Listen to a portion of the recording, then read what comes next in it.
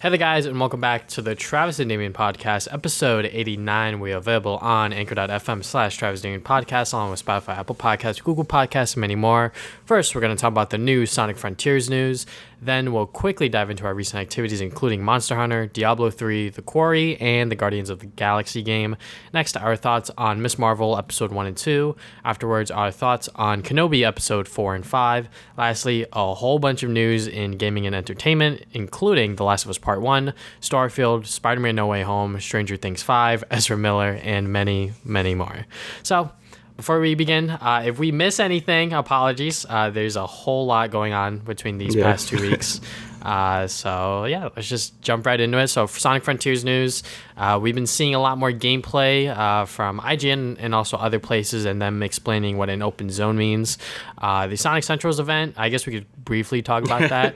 Yeah. It was all right. They very quickly showed a bunch of different stuff. For example, they're doing a Sonic Frontiers animation prequel thing, and we see Knuckles for a quick second, I guess. It's for 2 seconds. Yeah. Same thing with Shadow, right? Yeah, I mean, but we got to see a full view of Shadow, and I think that That's true. he does look pretty cool in Sonic Prime, and I think they also showed Big the Cat a little later on, so it looks like that they're really pulling in a bunch of different characters from the Sonic universe for the show, which is good. I think that taking advantage of Sonic's wide cast of characters is very, very nice, and then we got to see a little bit more of Sonic Origins and obviously Sonic Frontiers, but overall Sonic Central was alright. It was whatever. Yeah, it didn't really show a whole lot that we didn't know already. Shadow was in Sonic Prime, I guess, was pretty big news. But again, you see him for 2 seconds. I mean, he looks good, but that's about all we got. We got a lot of merchandising stuff, and I forgot what to even talk about for the Frontier stuff. It was the Knuckle thing. Here's Knuckles. So it's all right, that's cool. At least we kind of know that more characters are gonna show up in Frontiers now. I think it was also said that Amy's supposed to be in it and stuff. So I guess hopefully we get some type of story trailer soon, so we actually know what's going on, because we've only been getting little bits and pieces. But not too much from that Sonic Central. But the other Sonic Frontiers, I guess, previews and hands-on stuff, and what we've been seeing from the game, and them explaining what an open zone is. It's very interesting, sort of making it the open world, the world map is what's playable. That's what they mean by open zone, and that's not what the, I guess, open world aspect is what they really want to call it. So yeah, it's a little interesting in terms of how they're explaining it. It is a little confusing. I definitely had to read it a couple of times from the director's Kro Kishimoto, just him describing what he means by that. And yeah, I mean, it looks cool. I'm definitely warming up a little bit more to Sonic Frontiers now that I'm seeing more gameplay and different previews and them talking about it a little more. According to Kishimoto as well, it's going to take 20 to 30 hours to finish, which is insane. Just going from Sonic Frontiers, which was a 3 to 4 hour game at most. So I mean, most Sonic games are past Unleash, most Sonic games were 4 hours. Yeah. So most so it's kind of nice. Yeah. Most of them you could just finish in one sitting, but go on. Yeah. I think Unleash was kind of the last sort of big Sonic game in terms of content and stuff. I mean, I know most of it was bloated with Werehog, but it was kind of the last big Sonic game. The rest of the games, even though Colors and Generations are better games, I think. I like Unleash, but yeah, Colors and Generations are better. They also are way shorter because they just focus on the Sonic gameplay. So I mean, I think 20 hours is a bit excessive, unless you could make each, I guess, collectible or stuff interesting to get. But I doubt they could do that, because Odyssey had that same problem when it was all the moons. I know we talk about this a lot, but Odyssey had that problem with too many moons, and it kind of became kind of a chore. And that game was also about that length as well. So I highly doubt Sega, or Sonic team could pull that off that Nintendo couldn't. But it's gonna be interesting to see how that works, because I know Sonic fans wanted something a bit longer than 4 hours. I mean, myself included, but I do think 20 to 30 hours and. Apparently it's double that if you want 100% it. That seems a little excessive. So we'll see how that turns out, because these open world games always have activities that sort of feel really samey by the end. You kind of just want to get it over with. So yeah, hopefully Sonic Frontiers could kind of solve that, but I highly doubt that. Yeah, and the Azuka video where he talked about the open zone aspect.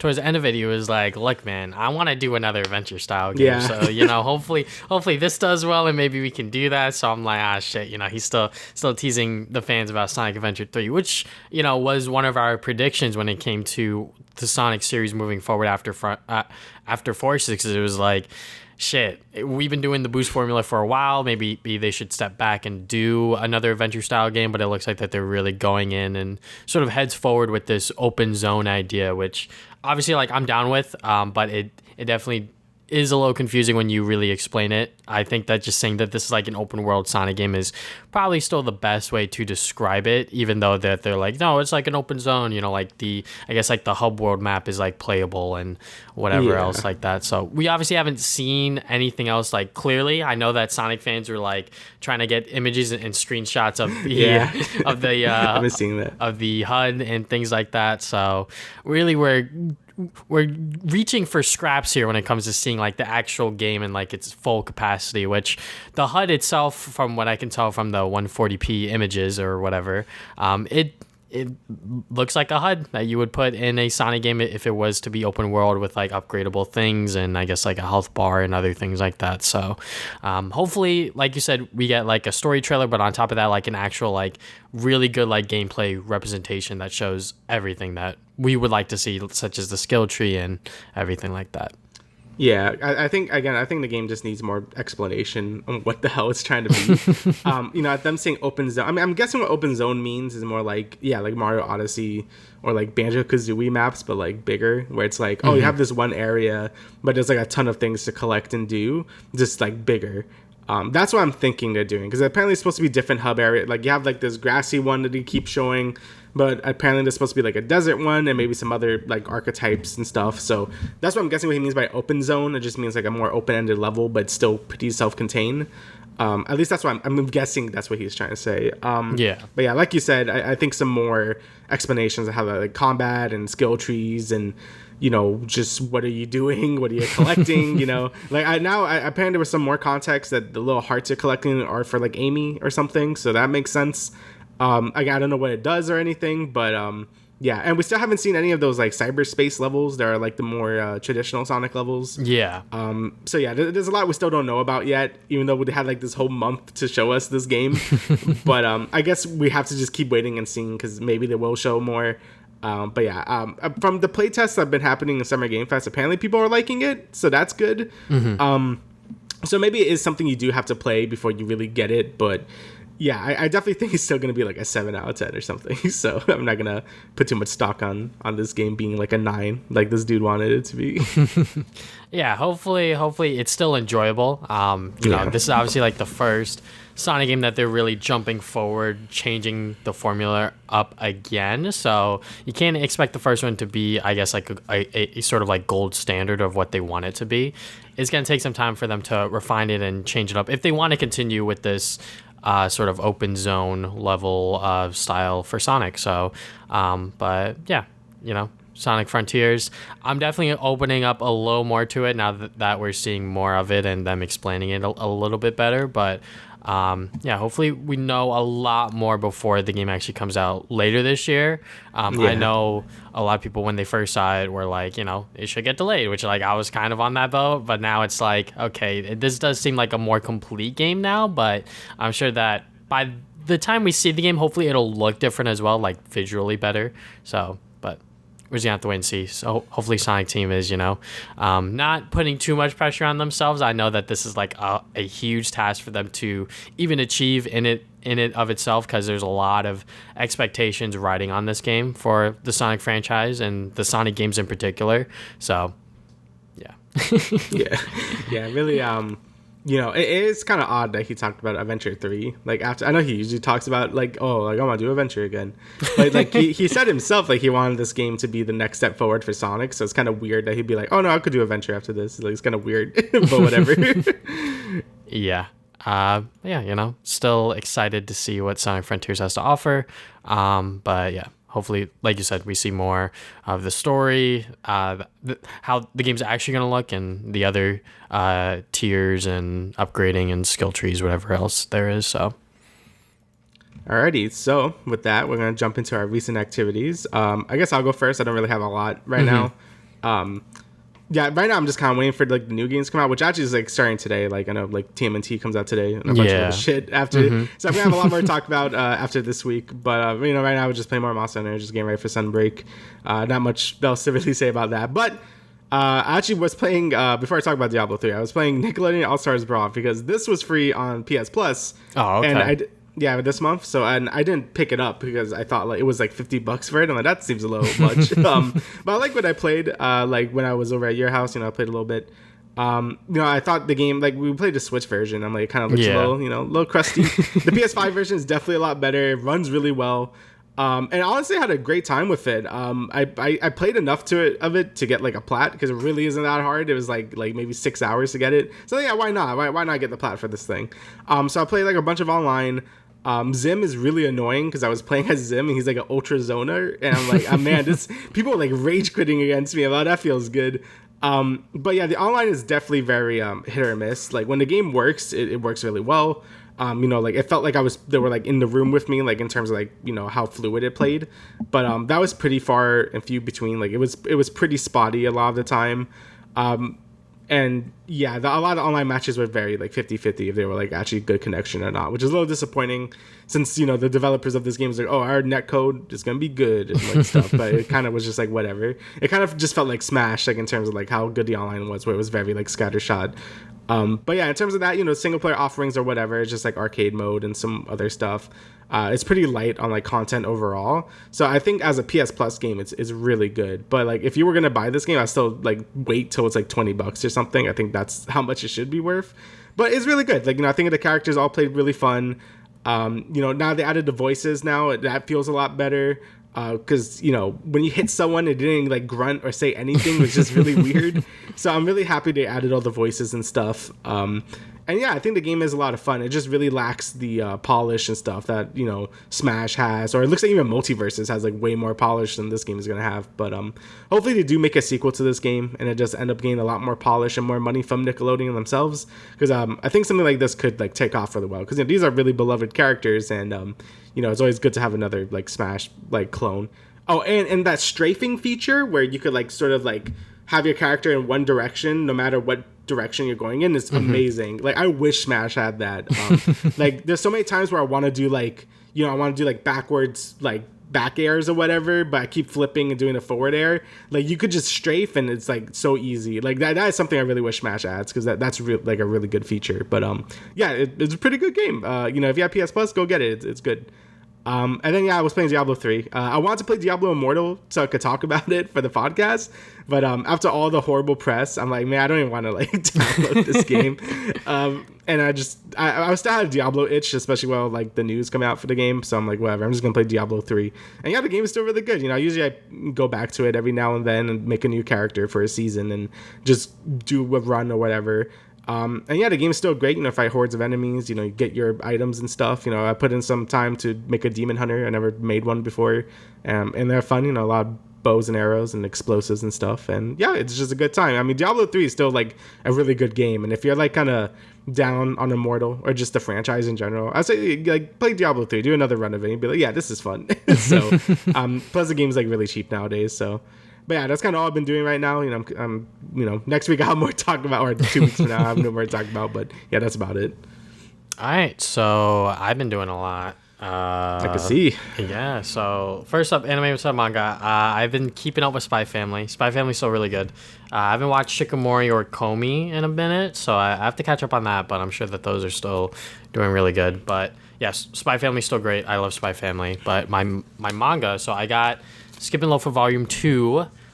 This is the series about the country girl going to the city for her high school life. So you get to see her be like a fish out of water sort of experience, and her getting to know all these new characters, new friends. And yeah, it's still cute, still fun, very wholesome. And then we got Horimiya Volume 15. This is the last volume printed in English. So if I want to finish it, I'm going to have to look up some scans online because I don't know what's going on with Yen Press. They haven't announced Volume 16 to be printed in English, but I'll buy that when or if it does get printed, but I did buy a Japanese volume just to have it in my collection, just to have like the full set, quote unquote. But yeah, Horimiya is still good. They are still pulling. I think this volume still has chapters from the anime, despite it being so far in. Just because the way the anime worked was that it's 12 episodes, but they just picked and choose which stories they wanted to tell and adapt that. So yeah, it's still good. Obviously, I think adapting it straight up like that would have been very, very hard, but. Yeah, Horimiya is still great. I am caught up on My Hero Vigilantes for the print. I think that this series just ended. I didn't know that. It ended with volume 15. Yeah, so I didn't know that's good.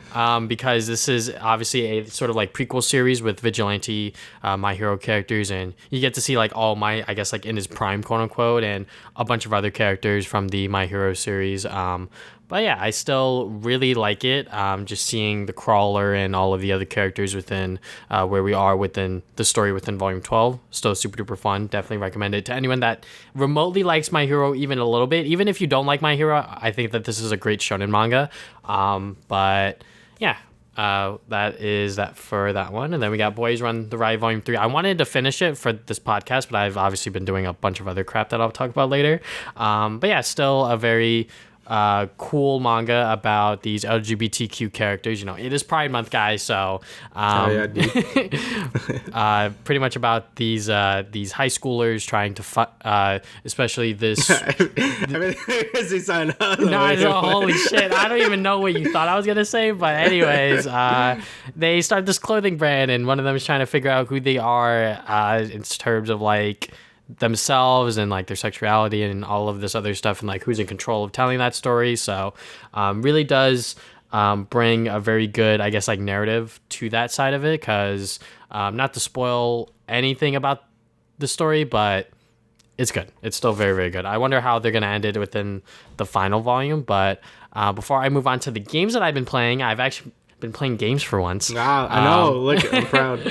I'm going to talk about some movies real quick. Bob's Burger. I have never watched a Bob's Burger episode before watching this movie, but my girlfriend wanted to see it, and I know what Bob's Burger is. It's like a adult cartoon, and pretty much my girlfriend said it's pretty much about this family who owns a burger shop, and they live above it. And I was like, all right, fine, like I'm in. So yeah, the movie's fun. It was pretty much, I guess, like a side story for the Bob's Burger family. So, but yeah, I liked it. It was pretty much just me, my girlfriend, and two other girls within the theater, because it's been in theaters for a while, but just seeing it on like a random like Monday or whatever, that was fun. I really enjoyed it, and I actually did watch the pilot afterwards just to like see like what the show is about, and the show is definitely a lot more raunchy. I will say that. I guess like from the beginning, but yeah. And then next movie I saw was Top Gun Maverick. Or Maverick? Fuck. Anyways. Yeah, I think it's Maverick, yeah. Top Gun. I haven't watched the original one, but I wanted to watch this one because I heard a lot of great things about it. Like, people are loving it. And Miles Teller's in it. I fucking love Miles Teller. I think that he is a fantastic actor. So him being in the movie, I didn't know that he was playing such a pivotal and such like a important character, but who the fuck was I joking? It's fucking Miles Teller. You're not going to get him for like a side character. He's going to be like one of the main characters. So just sitting in the theater with a bunch of other old people just watching this movie, it was fun. Like I had a great time. It's crazy that they actually do all of like the jet stuff within like the actual jets and shit. Yeah, like I think that's fucking crazy. But yeah, I still need to watch the original, but Top Gun this new one is very, very good. Like even if you know nothing like myself, I think that you will come out of the theaters enjoying your experience with what the movie had to offer. And then the games I've been playing some Fortnite, some Minecraft, nice. Just games that I could play with my girlfriend, and both of us just have a good time with it. I started playing Ring Fit a little bit, just as like a way to like exercise a little bit more, because I know that they've added like a bunch of other things, like the free play stuff. Like I've been using the, I guess, like jogging feature as like a warm up before I start like the adventure things in like Ring Fit, where you pretty much beat the same boss like over and over again within the different worlds. But yeah, Ring Fit's still good. The games I've been playing. So first I was playing Guardians of the Galaxy because this is a game that you recommended and Louis recommended because you both know what kind of games I like. And this game is really fucking good. I haven't finished it yet. I think it's pretty long. Yeah, it is like really fucking long. It's like 17 hours. I had no idea. I do think that's kind of a downside to it. Yeah. Like, I do think it kind of drags by the end, but yeah. Mm-hmm. Yeah, I definitely had no idea that the game is that long when I started it. So I was like, oh shit, how am I supposed to finish it before the Quarry comes out? And guess what? I did not. So, and I'm still playing it. So I'll probably do a video on it, probably like a quick review on it, just because it's like it's an older game and I don't think there's a reason for me to like really go super in depth on it if I don't have anything new to say, really, because it's really good. Like if you like action adventure third person games such as Uncharted, but you also like sort of like decision making stuff that you can do here and there, because there's like decisions you can make as Star-Lord to either bring up your team or like be a fucking cocky asshole.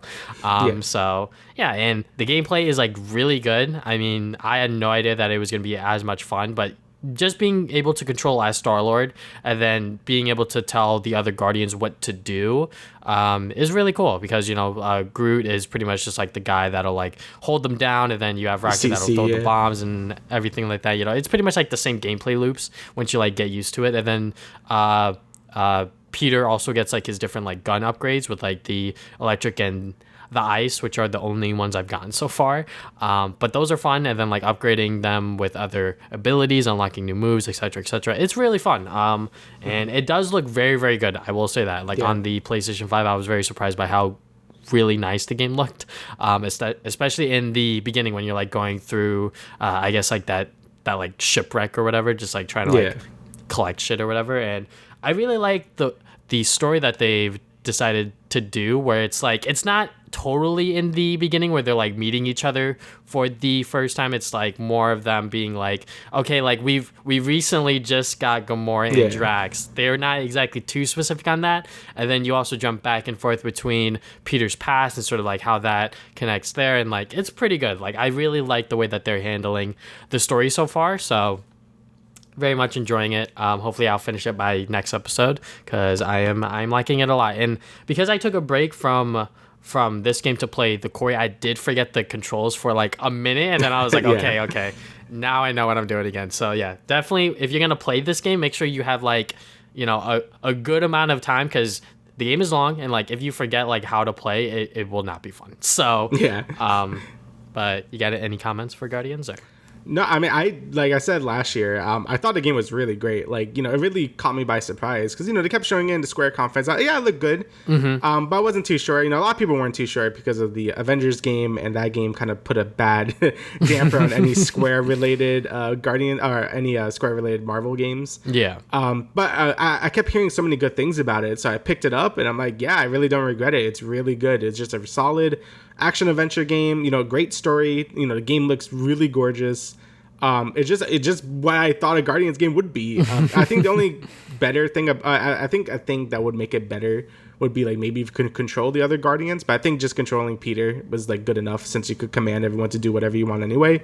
And I do think the game kind of drags towards the end, because I'm like, not in terms of story, but I think in terms of gameplay it starts to drag a bit, because you kind of like, at least for me, because I'm very thorough with exploring everything, I kind of upgraded all my stuff like towards like not even like, I think I still had a quarter of the game left, and there was nothing left for me to really progress in terms of like power. So I was just like, okay, I guess I'm just going through the motions now. But besides that, the game is really good. Like I really enjoyed it. So yeah, I think you're gonna enjoy the rest of the game too. So yeah. And then the next game I played and finished is the Quarry. Because this is Supermassive's next like big game. They called it the spiritual successor to Until Dawn.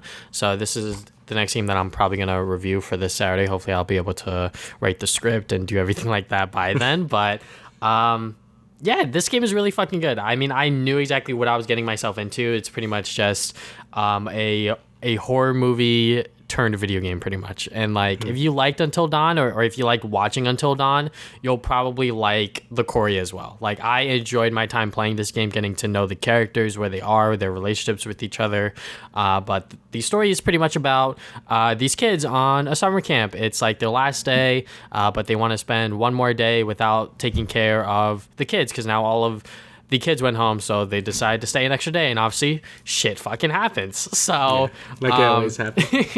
you know, you got to do quick time events, explore, find clues, make decisions within the story, and yeah, I was able to keep most of them alive by the end of it. I feel like some characters were like just destined to die, but some of them I did fuck up on, I will be honest. But then again, the ones that I did keep alive, I did see like ways that I could have like killed them if I like fucked up like a quick time event or whatever the case was. But yeah, pretty much like it's not a lot gameplay wise as you would expect from games like this, but the story and sort of like how the mystery unfolds within the Hag of Hackett's Quarry is the, I guess, like the horror story as what they called it. You know, it's good. I really enjoyed it, and they also do the same thing as Until Dawn, where like if you find like certain things, you will see like future events from like this like fortune teller or whatever. So yeah, very, very good. Is it worth $70? I mean, like that's up to you. I think that this game should have been like 60 like normally.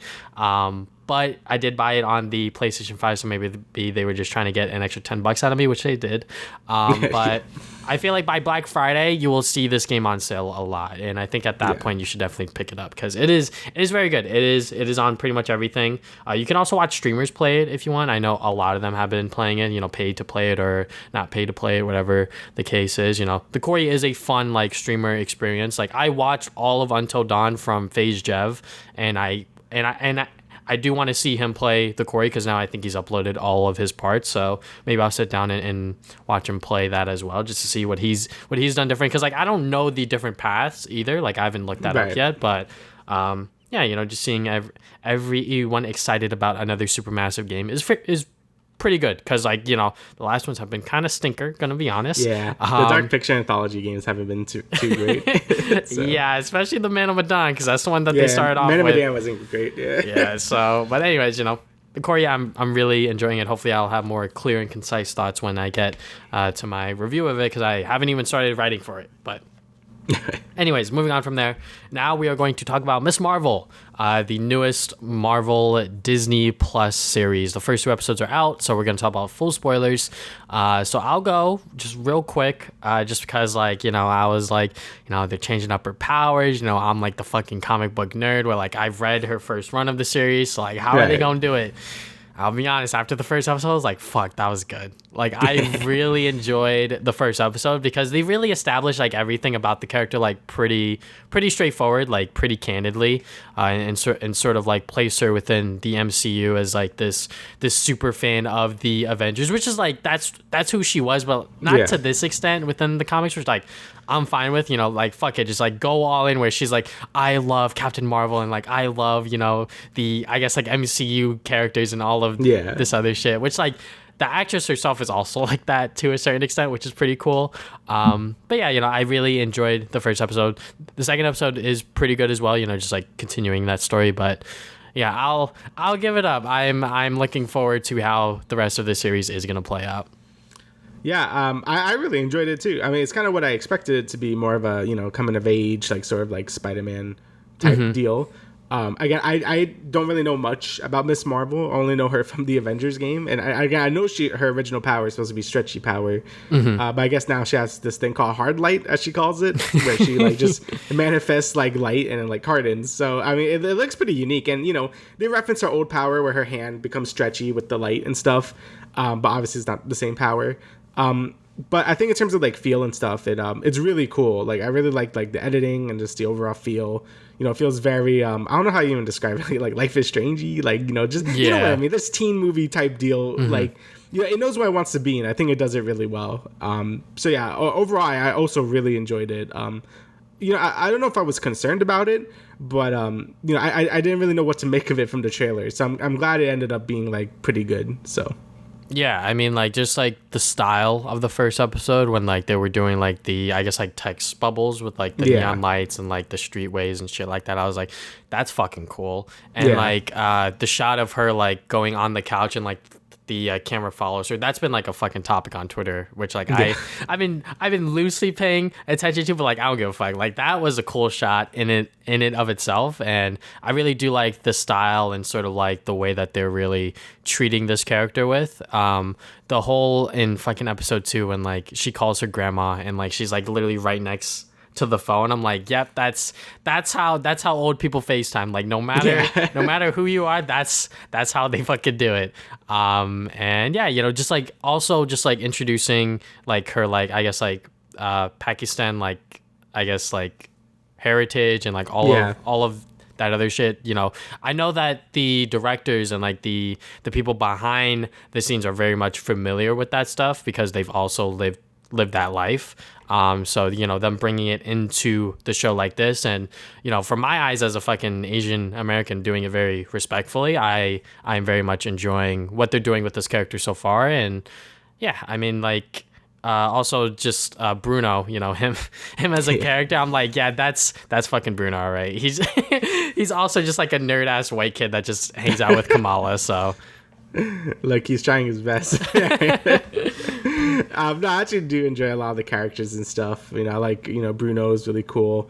Whoever this new kid is in episode 2, that looks like there's gonna be more to him as well. I forgot what his name was. Like the girl Giga Kamala. Chad?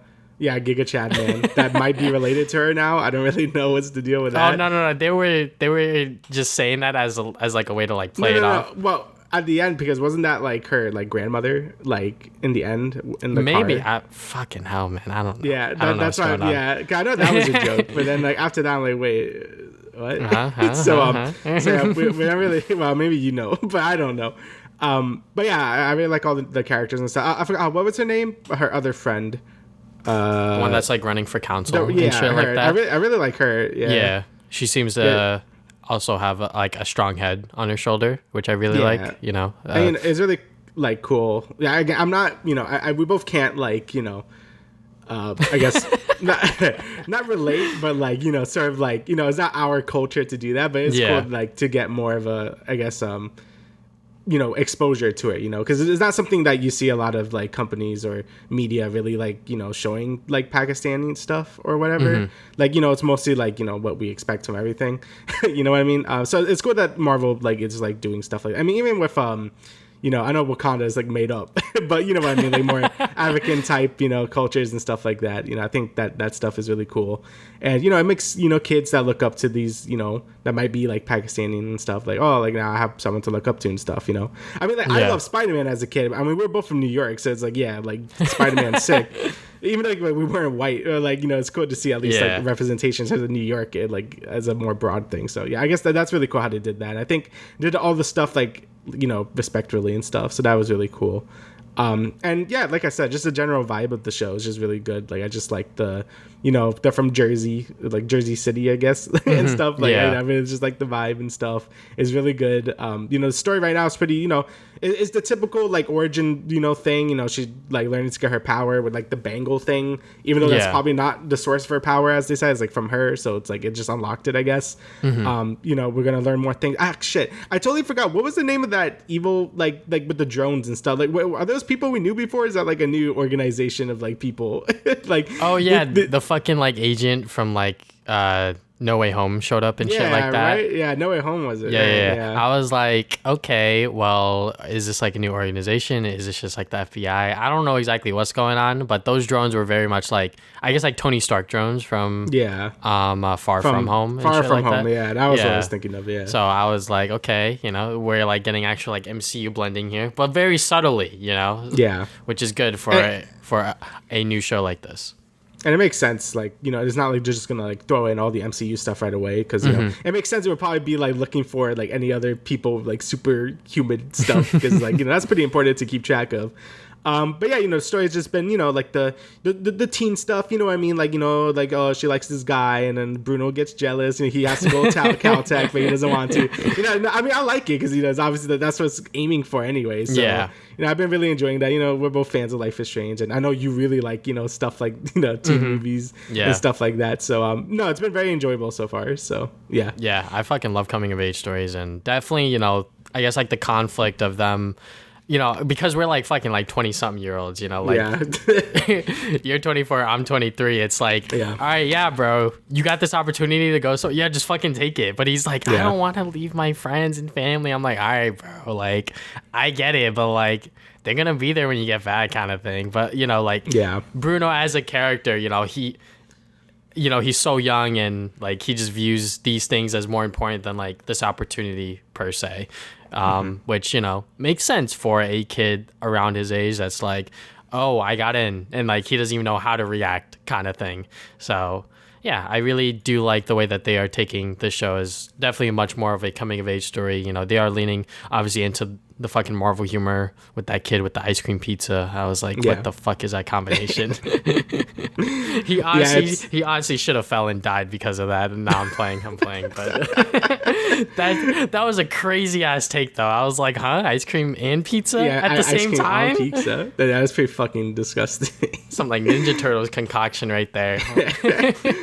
But overall, I'm really enjoying it. I do like that it's, you know, a little more lighthearted as well. You know, it's not like too serious or anything. I know MCU is not always too serious, but you know, it's nice just get like the, you know, I do like the younger heroes like getting this stuff together, because you could combine them, you know, learning about their powers and then them, you know, learning themselves as people. You know, that's why I like, you know, when Peter Parker is a bit younger, so he could get like that sort of like, you know, development. Same thing with Miles, you know, when he has to like, you know, figure out who he is as a person and as Spider-Man and stuff. So you know, I really like what they're doing with her as well. So yeah, I'm really looking forward to see where they're going with the story, because now it's getting a little like crazy. So we're gonna see. So we'll see what's going on, like what her powers are, like what her family's deal is. You know, like all that stuff seems very important. So I'm very interested to see how this works, because it looks like she's gonna be like a major part of the MCU at some point. So it's gonna be cool to see like how all that stuff connects at some point. So because the ending of episode 2, it looks like it's just all new stuff that I'm not familiar with, in terms of like the first run of the comic, or maybe I'm just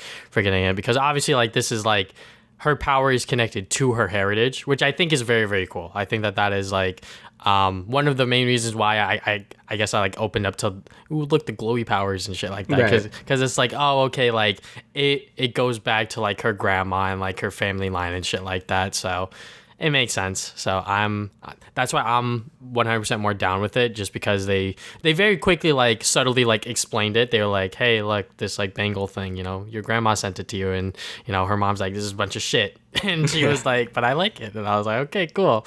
But yeah, you know, I'm very much liking where it's going so far. This is like the highest rated MCU show on like Rotten Tomatoes, which, you know, for a good reason, because it is being very consistent where it is right now. Obviously, we're only 2 episodes in, 1/3 of the series so far, so hopefully it's able to stick that landing and be the best MCU show we've gotten so far, which is a good thing. But yeah, I'm very much liking it. Hopefully we see more of Kamala Khan and other MCU properties, because I wonder how the show's gonna end for us to get to Miss what's it called, Captain Marvel 2 and all that other shit. So yeah, it's gonna be interesting what to do with her character, and hopefully the quality keeps up, because you know the MCU shows have a pretty bad habit of rushing towards the end of stuff. So I mean, I think that's just a Disney Plus show too, because I'm gonna segue. Could I do that? Yeah, bro, you got it. Yeah, to Obi-Wan. So Obi-Wan, you know, episodes 4 and 5 came out, and you know, a lot of people have been having a little bit more mixed things about it. You know, episode 4 was more about just getting Leia back, because she got kidnapped at the end of episode 3 by Reva. And I guess some people saw it as pointless, because you kind of end up where we were anyway, where like, yeah, Leia's just back because he rescued her and stuff. But Reva put like a tracker on her, and that was about all the things we got from that. Which I feel like that's a little cynical to look at it. I mean, I think it was still like a fun episode. Like, you know, I think there was still a lot of action and stuff. You'd never played Fallen Order, but this, like, spoiler, this was kind of like the final level in that game. So like, that's why I'm like, this looks familiar, and I'm like, oh yeah, this was in Fallen Order. So yeah, the Inquisitor base was like, yeah, like where you were in Fallen Order at the end, which, you know, that makes sense because the game's kind of focused on them. But yeah, it's kind of cool to see that in a live action setting and stuff, and see what they're doing, like with like they have like a bunch of like bodies and stuff. I don't know what that's about. A fucking trophy case. Yeah, I guess like they didn't really explain that. Just like, oh, that's weird. But yeah, it's kind of cool to see like that planet in like a live action setting. But yeah, I guess not really a whole lot happens. Like, you will learn about that, and then the tracker gets put on Leia. And that's about it, I guess. I mean, I still enjoyed it. I thought it was like a fun like thing. We saw like the resistance. I guess they're still, they're too scared to really fight the Empire still, but they're still like, they want to band together, but they don't want to fight the Empire yet because it's like, well, die. So it's like a really budding resistance, but it's not like the full one we see until like the original trilogy later. But yeah. But what are your thoughts on like that episode in particular? I know that one's kind of been getting a little hate. Yeah, I mean, episode 4 has definitely been viewed as like the worst episode, which isn't a wrong opinion in my opinion. Yeah. I do agree with that just because it's been like, I feel like Obi-Wan, like as a show, I feel like most people's expectations were that we were gonna get a lot of like flashbacks and like I guess like inter like reflection with Obi-Wan's character about everything that's happened with Order 66 and like his time with Anakin and shit like that, which we got in episode 5, granted. Yeah. But that's fucking episode 5. So, when we get episode 4 where it's like another like fetch quest of like, we gotta save Leia, and like, we all, every fucking Star Wars fan knows who's living at the end of this show. It's like, yeah, all right, so like, what are the stakes here? And obviously, like, the new characters were like, are they gonna live at the end of it? Which, like, spoiler alert, one of them doesn't. Fucking episode 5, they get capped. But episode 4, like, as its own episode, like, it's fine. But like, it does feel like a waste of an episode in a sense where like, yeah, it doesn't go anywhere. Yeah, like they could just do so much because like Hayden Christensen like fully signed on for the show. Fucking Ewan McGregor is back, so like it feels like a missed opportunity with like the direction that they decided to take with the show. But it's fine. It's whatever. We did get to see some cool like action scenes and things like that, but nothing like too crazy, nothing too phenomenal. I know that the beginning of the episode was probably like the most exciting bit where like we see like Obi-Wan healing for like a total of 5 seconds before he's like, all right, I'm back. And I'm like, what the fuck, aren't you like half burnt to a crisp? And I guess like him like talking to like, I guess like feeling the Force with the Anakin and shit like that. But yeah, episode 4, it is the worst episode, but like, what can you do? Like you got to watch this episode to like get to the rest of it, but it is what it is. There was like a lot of weird moments. Like when, they were all on lockdown and then Obi-Wan and Leia were just walking in a trench coat. I'm like, that's so silly. Like, I'm like, that's a little silly. Like, I know Star Wars always been having like some silly moments, but I'm like, that's a little much. There's also like a lot of plot conveniences too. Like when the rebels like came and helped them out of nowhere. Like again, I don't want to spoil too much about Fallen Order, but it took a lot of effort to get into that planet, not getting detected, and then these two ships just kind of come in, even though the whole planet's on lockdown after Obi-Wan saved Leia. So I'm like, yeah, that was a little weird. I'm not one to like really do the CinemaSins type thing, but I think the show does do a lot of like weird things that make no sense. Like even Reva like getting Leia in episode 3, like how does she, like the tunnel was one way, how does she get to the other end? Like that also makes no sense. She just hopped over the mountain or some shit. I don't know. It really does seem like there's like a lot of like conveniences just to get the plot going, and like it does feel very weird. Yeah. But yeah, I guess episode 5 I thought was like a lot better. 100%. I think episode 5 and 3 have been like probably some of my favorite episodes, or 3, wherever the other one with Darth Vader and Obi-Wan. Yeah. Because that's when the show shines, right? Yes. It shines when they're Anakin and Obi-Wan are doing stuff, because that's what the show probably should have been about. Actually, definitely should have been about in the first place. Because their chemistry is what people loved about the prequels and stuff, and it's really cool that we see like this flashback throughout the whole episode of them fighting each other, and it just shows how Anakin's very aggressive and blind to victory and stuff, which is fair to like his character and stuff. And it was just really cool to see them like just like in the old outfits and stuff. That's really cool. And I wish like you said, I wish it was just more of that. There should have been more flashbacks or like more of them just talking and stuff. And yeah, it really does feel like a wasted opportunity to like have these two actors and not really do much with them, because Obi-Wan kind of feels like he's just there a lot of the time. So yeah, like I get that they wanted to flesh out Obi-Wan and Leia's relationship, which is why, you know, Leia calls Obi-Wan Kenobi, you're my only hope and shit like that. Yeah. But like, you know, having like, you know, full on episodes where we're doing this fetch quest trying to save Leia because, you know, she's a fucking child. And, you know, fucking Reva, by the way, which like, you know, her as a character has been like kind of underwhelming. Like I had a feeling that like she was going to turn on Vader for some reason. And obviously, like, oh, look, she was one of the younglings who happened to escape. And, you know, and, like, somehow Vader knew the whole time, which I was reading some comments and people were like, oh, because, like, Anakin felt like the Force energy from her and some other bullshit. I'm like, yeah, you know, the Force is always convenient when it has to be. But anyways. It is, yeah.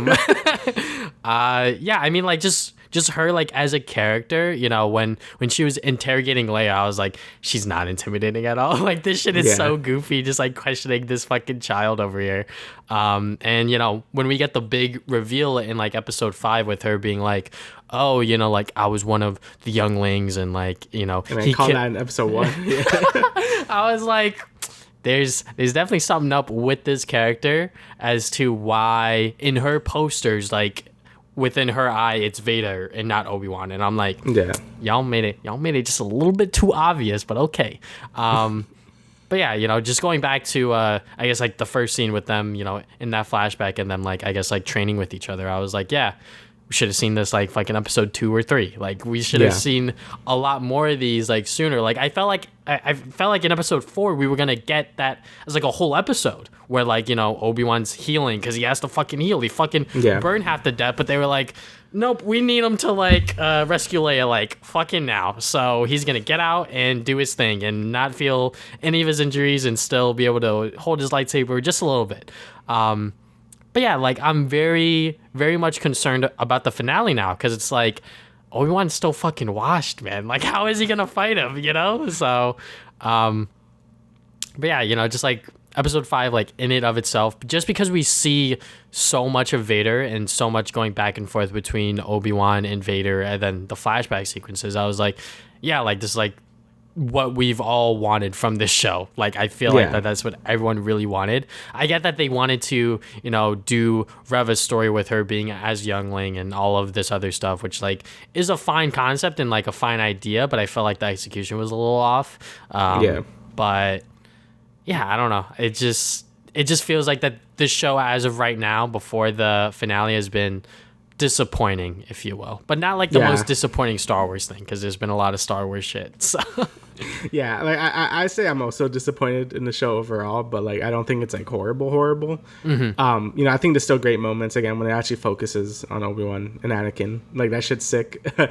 Even all the Darth Vader scenes are really good. Like when he like fucking stopped the ship with his like no effort, he just brings that shit down, rips it. Like oh my god. So yeah, they did again. I think Disney does a great job with Darth Vader, like showing his like power level. Like it's really good. But yeah, that stuff is really cool. But you know, we got a lot of the other stuff. Like I don't even mind the side plots. I just feel like they're really rushed and like you know they're just not written too well. Like, I feel like if the shit just has to be longer. Like I think either make the episodes longer or like have more episodes if you're gonna do like a whole side plot with like Reva and stuff. Like if this was like maybe 10 episodes or something, like I feel like you know people would not mind getting more development for like you know Reva or you know then become more stuff with Obi-Wan and stuff. But I feel like they keep fighting for screen time and like pretty short episodes too. Like they're only like 30 minutes. So yeah, it just feels like there's not like enough time for anything and like everything feels kind of rushed and like disjointed and stuff.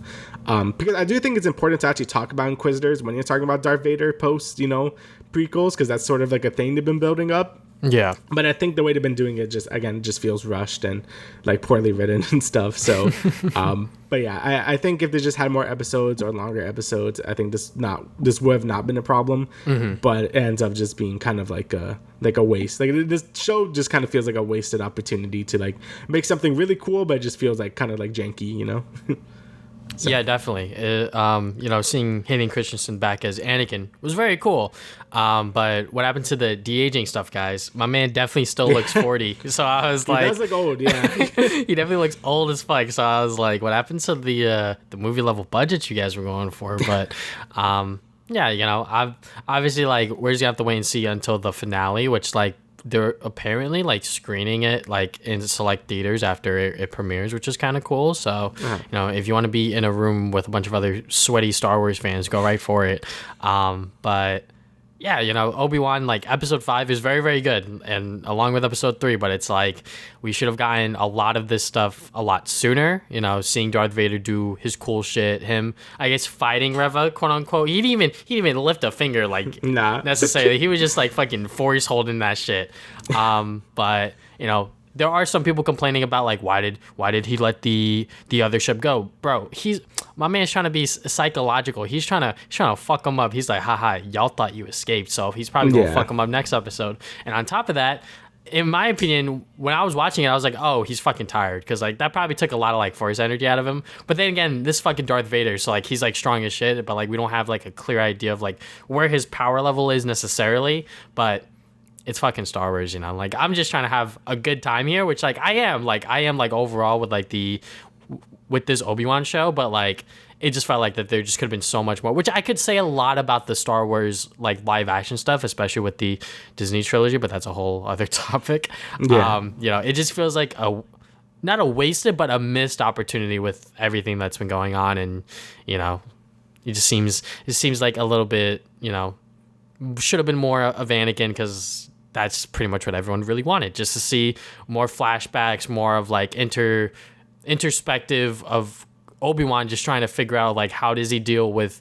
Darth Vader now, like in the present, because like I feel like that would have been a much better pitch for this show, with him trying to go back in the past, maybe even Qui-Gon Jinn coming in and being like, hey, which like apparently he's in the fucking show, so I guess we're seeing him last episode, but like where the hell is Qui-Gon? that could have happened episode 1 or even 2, but yeah, anyways. Yeah, I feel like that stuff probably should have happened in the beginning already, but I guess they're saving everything towards the end. But yeah, I don't know. I feel like Star Wars on like Disney Plus started strong. I love Mandalorian season 1 and 2. Oh yeah, 100%. I love Mandalorian. Yeah. But I didn't even watch Boba Fett yet, which I have to. And Obi-Wan have both been pretty disappointing in terms of like just reception and stuff.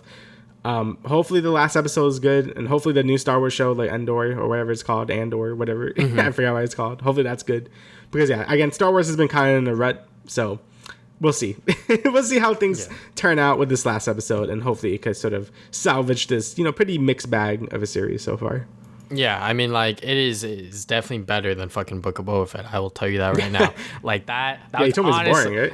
That shit was actually just boring. At least this show, I'm, like, engaged, because I'm seeing... Yeah, I'm entertained, Yeah, like, I'm seeing Obi-Wan do shit. I'm like, all right, like, that's cool. He might not be swinging his lightsaber, but I'm enjoying my time here. But, yeah, hopefully the finale, we're fucking eating our words in a sense. So yeah, hopefully. But yeah, moving on from there, we're gonna talk about a bunch of gaming news and then entertainment news afterwards. So first up, it is official: The Last of Us is being remade. It is called The Last of Us Part 1. It is gonna be on the PlayStation 5. It's gonna be released on September 2nd for $70. It's pretty much The Last of Us, the first game from 2013, but just remade from the ground up, them pretty much using everything that they've learned over the years to enhance it visually, but also gameplay wise, which is very interesting. And it's also in development for PC, which is very, very cool. So yeah, I mean, just like first initial reactions is just like, in my opinion, I feel like that this game doesn't need to be remade. I mean, I'm a fucking big Last of Us fanboy, obviously. Yeah. So I feel like the first game is like perfect. Like visually, gameplay wise, it all feels very, very seamless.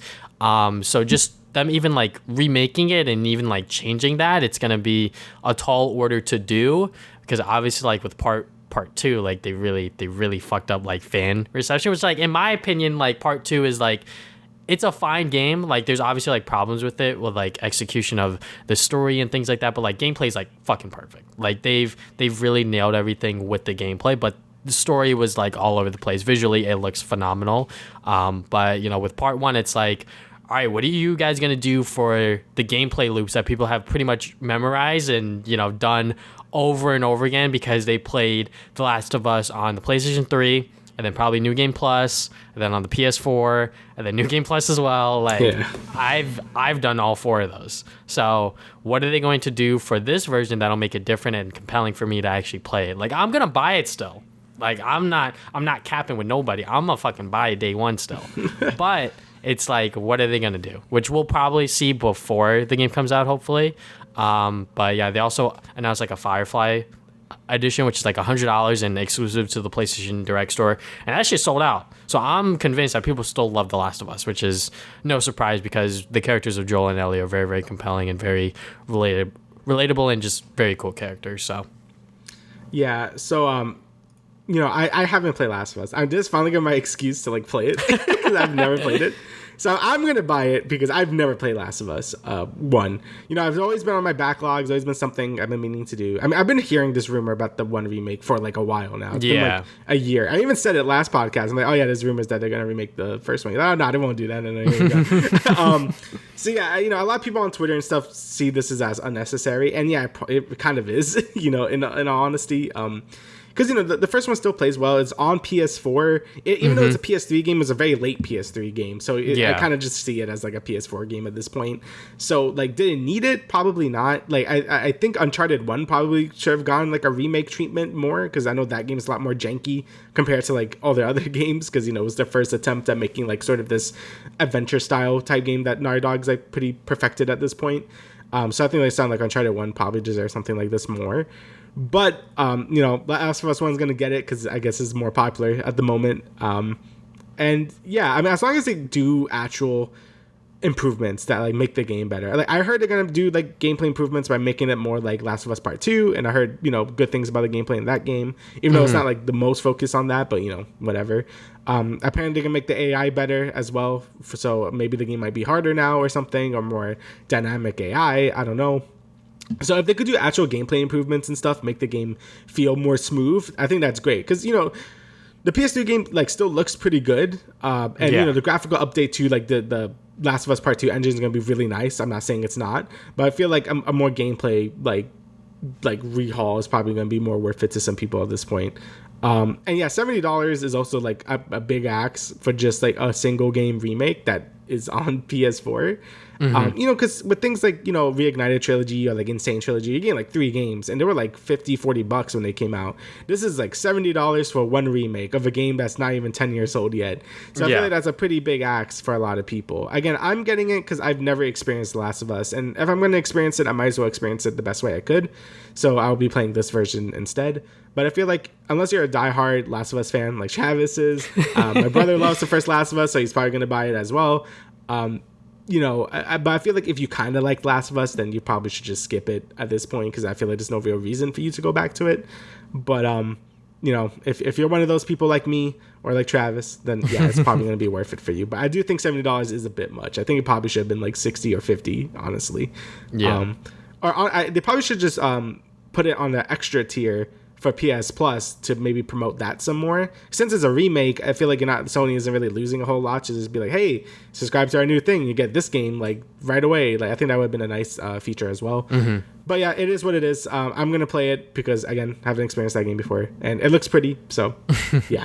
Someone probably proposed that in a boardroom when they were saying PS Plus and he got thrown out the window. Yeah, like, honestly, that thing is so worthless right now. There's like nothing on there. Like what's the point of this? But yeah, Sony has always been, I guess, like stubborn when it comes to just like price and like I guess making it consumer friendly, if you will, because they want to keep their PlayStation Studios games at $70, which is understandable. This is a fucking remake of a game that millions of people have played at this point, so like you kind of maybe should lower it just a little bit. Like I thought $60 would have been fine. Maybe even cheaper is obviously cooler, but like if they're doing like a ton of shit to like overhaul the game, like visually, like it already looks great. Like it 100% looks like a improvement. Some people are like, what's the difference? And I'm like, come on, bro. Like, don't. I mean, there's a difference. Yeah, like there is a very clear difference. But I just have to see the gameplay because like it has to be so much different from the first game. Like it just has to be because there are people that have played the game well more than I have, like fucking 10 times over probably, where like they know the game in and out, everything, like the weapons upgrades, the ammo, all that shit. So like they have to make the game so much different where someone like me or someone that's even more diehard that'll come into this and be like, this is a new game. But like I don't know. We're just gonna have to wait. But I forgot what was another point I was gonna fucking make. But yeah, it is a remake, so they're not just bumping it up. Oh, the thing you said about the game getting ported to PS4, then you being like, yeah, it's pretty much a PS4 game. Yeah, they also updated this game to have 60 frames in 4K shit from the remaster. So it's like, I don't see a reason why they had to remake it, but I guess they've been working on this for a while, and also they probably want to reignite the flame for Last of Us after part 2. They were like, oh shit, we kind of fucked up. So also, it helps like cross promotion of the HBO show that's coming out as well. So they thought about this. It's obvious they have thought about like how they can make money. I mean, also it's like the next Naughty Dog game probably isn't going to be for a while. I know they're working on the Faction standalone game at this point because it's like so big now that they needed something, I guess. So they're like, okay, just release this instead. And it's nice to have another PS5 exclusive game as well while Naughty Dog works on whatever they're doing now. But yeah, some people are just going to like this remake. Some people aren't, It is what it is. We're getting to the point where remakes are starting to feel maybe not as necessary, as they were for things like PS1 games or whatever. Because, even Resident Evil 4 is getting a remake. And some people are like, does this really need it as well? Yeah. So, but I think the point, like, I'm okay with PS2 games being remade now. Like, I think we should be doing that. Yeah. But, like, now we're getting to the point where PS3 and 4 games are getting remade. I feel like that's a little much. So, yeah, I think we should, let's slow it down a bit. Maybe make Jack and Daxter or something. I don't know. I get that we want to take advantage of the new and improved technology and, like, all of the experience that, like, Naughty Dog has gone through between Last of Us 2013 and Last of Us Now. But, it is a improvement. I'm not going to deny that from like the gameplay perspective and visual perspective, but it's like, is this necessary kind of thing? Like, yeah, that's the big thing. Yeah. Like definitely like if they were to make a fucking Infamous remake, fuck yeah. Cause like that game's a very, very, very early PlayStation 3 game. So like them remaking. That game needs it. Yeah. Cause the game has some issues in terms of gameplay and stuff. So yeah. And visually, it does not look like a PS3 game. It does not look like a PS3 game, but, this is obviously gonna make money, and like you said, cross promoting with the HBO show, which we got another official still for, which it looks fucking good. I am very much on board with it. Some people will look at it and be like, wait, gamers want a show of a game that they've already played? It's like, yes, I fucking do, because this is a story that I think a lot of people can really like and really, I guess, like relate to as well, just with the characters and sort of see where they are in like this father-daughter dynamic kind of thing. And it was also announced that Ashley Johnson and Troy Baker are going to be a part of the show. I don't know how, but they are going to be a part of the show. Hopefully it's not too big. Hopefully it's like a 2-second cameo. They're like in like a picture frame or some shit. Like they're not like a new character, because that would obviously like mess up the story and everything like that. But we are now getting closer to an actual trailer for the show, because they just finished wrapping shooting. So it's good to be a Last of Us fan, especially if you like the first game, obviously, because they're doing a whole lot of that stuff, which is kind of crazy, because like I said, the game came out in 2013 and we're still fucking doing shit around it. But yeah, it's kind of, again, it's weird. But if Naughty Dog really wants to go this direction, then yeah, let them do it. I still want to remake a Dragon Daxter though, so that's just me. All right, so we got some more PlayStation news. God of War Ragnarok has been reported to come out this November, so this hasn't been like officially confirmed yet. We know Santa Monica is like really dead set and getting the game this like out this year. Because they said it multiple times. We want this game to release this year. I don't know how true that is, but Sony kind of needs something for that holiday period, and God of War will be a big game for that. Yeah. So yeah, hopefully it does come out. I love the God of War 2018 game. It was like one of my favorite games that year. So hopefully this game delivers as well. I mean, I loved Horizon Forbidden West, so I'm hoping this game also delivers that like same sort of sequel goodness, you know what I mean? So I know there's some people like being like, oh, it looks too similar, but I'm like, it's a sequel, so whatever. Like, it's a sequel. Fuck off. Yeah, I mean, it's a sequel. I don't know what you guys expect. Like, yeah, games usually look the same, but have like different mechanics or improvements and stuff. Like, I don't know, like I love Ratchet and Clank 2. It's basically Ratchet and Clank 1, but you could strafe. So like, that shit's sick. So with armor and RPG elements. Yeah, you got like they improved a whole bunch of shit. So yeah, I'm hoping this game actually does come out this year. If not, 2023 is looking crazy if it doesn't. Because, that's what everyone was saying this year was going to be crazy, and it still is. There's still a lot of great games coming out this year. Yeah. But everything basically got delayed to next year because, COVID has been still, like, we've been seeing the effects of COVID now and how it's been delaying games to, like, more and more time. So hopefully God of War is able to really, get out this year. Wow, crunch, it'd be cool if it didn't, like, crunch forever. But yeah, really, really looking forward to this game. I really enjoyed the 2018 game, and I just hope it comes out great. Yeah, I mean, them still aiming for a 2022 release date is like, all right, guys, y'all better strap in. Holy fuck. Because I'm sure that they want to do a lot with this game, especially after the ending of the first one. Because the ending was like one of the most crazy fucking like endings for a video game that I played in recent years. Despite me not being like as much like loving the game, like 10 out of 10 wise, like I thought the game was like a solid like 8 or 9, kind of thing. People fucking love this version of God of War, and rightfully so. Like it is a very, very good game. So there's gonna be a lot of expectations riding on it. So if they're able to deliver it on it for later this year, so be it. But if it's gonna release sometime early 2023, then that's fine too. Yeah, like right now we just gotta wait and see. Like I thought we were gonna see something in the state of play, but we didn't. Or Summer Games Fest, I should say, not State of Play, but yeah, they're just holding off on it. And this game in particular was pretty much in development for most of COVID, which is kind of crazy. So, them finally getting it out is probably going to be a huge, huge weight off their shoulders. So, hell yeah. All right, so moving on. Teenage Mutant Ninja Turtles Shredder's Revenge releases today, as we briefly mentioned earlier. They showed off Casey Jones and also announced that it is 6-player multiplayer. Instead of a lot of people. 4 people max, you now have 6. So I guess our whole friend group could play if they really wanted to. A shit ton of people. Yeah, 6 people on screen just beating the shit out of foot soldiers and shit. Which is going to be awesome. And so far, the reviews for this game have been very, very positive. I don't think anyone has really said a bad review on it overall. It's not a perfect game. I haven't seen anyone say anything bad about it. So. Yeah, I mean, like it's a Ninja Turtles beat 'em up game. Like, what can you really go wrong here? Especially when you see how much time and I guess like love and appreciation for the Turtles the developments have shown. So the fact that they were able to do 6-player multiplayer, hopefully it is stable.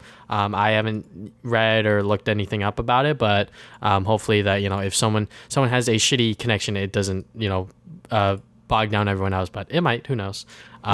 But yeah, very, very excited to jump into this after I finish Guardians, because I definitely want to finish that. Yeah, there's gonna be a lot of games coming out, but I definitely want to like beat it because the game looks great. I mean, I love beat 'em ups, like Scott Pilgrim this game, so I'm happy to start to like come back in full force. And Streets of Rage 4 is still one I need to play. But yeah, it looks great. Graphics looks like really good. Like just like the Pixar is like fantastic in that game, and I loved like Turtles in Time and stuff. So yeah, I can't wait to really get into this game as well. Yeah. Alrighty, so we got big news here. So yeah, during the Xbox showcase, Phil Spencer was like, "Hey, you like Japanese games? So here's the most Japanese games you could ask for." So Persona 3, 4, and 5 are coming to PS5, Xbox, and Steam. It's coming to like basically everything besides Switch, which sucks for Switch owners. I feel so bad for them because they've been asking for Persona for so long and it's just not there, which sucks for them. But Persona 5 is going to be getting a PS5 upgrade as well as going to Xbox and Steam as well. That was the first one coming out. I think Persona 4 is probably going to be the next one after that, since they already ported it to PC. It's probably going to be on PS5 and Xbox as well. And then Persona 3 Portable is going to be on, Xbox, PS5, and Steam also, probably the last one. But really it sucks about this, and this is great news, like I love this, but Persona 3 is weird because it's divided. Like there's no definitive way to play that game. You have the original Persona 3, which no one cares about because it's that's the old version. You have Persona 3 FES, which is like sort of the re-release version of the game, which has like an epilogue mode and some other new stuff in it as well. And then you have Persona 3 Portable, where you can actually control your characters, because in the original Persona 3, your AI party members would just do whatever the fuck they want, and it was horrible. But you can also play as a female protagonist in Persona 3 Portable as well, which people really enjoy. But in that game, you don't get any cutscenes, you can't walk around, everything is like sort of visual novel type style in that game, because it was on PSP. And we're getting that version, which kind of sucks. Like, I think the PlayStation Portable version is probably the best version of, Persona 3. But, you don't get the walking around. You don't get to, like, explore anything. Like, it's very, like, visual novel type way. Like, I really wish there was just a definitive way to play that game. I was really hoping for, like, a remake or remaster of 3. But it looks like we're not getting that, so whatever. I'll play through the game again. I didn't play the portable version. I only played FES on PS3. So I guess it's an excuse to, like, play that game again. So I'll do it. Whatever. I'm going to buy all of them again. Whatever. I don't fucking care. I love Persona. I won't play 5 again because I just played 5 Royal, like, a year. No, that was 2 years ago, right? Oh, shit. Well, whatever. I definitely play 3 and 4 again because I love Persona. You should probably play, you would love Persona 4. I'm saying you would love it. It's long as shit. It's like 100 hours, but you will love that game. So yeah, I'm thinking of buying it on Steam just because I don't want to play it. Like, I have a Vita and I have the game, but I'm like, do I really want to play it on the Vita when I could just play it on my PC? Yeah, it's a good point. Yeah, I do think 4 would probably be right up your alley. And then if you want to feel depressed, you can play 3. And then 5 is fantastic as well. So, because 3 is a lot more, like, depressing than the other ones. So, yeah. But yeah, overall, great news. I'm really happy these games are finally starting to get on platforms people actually care about.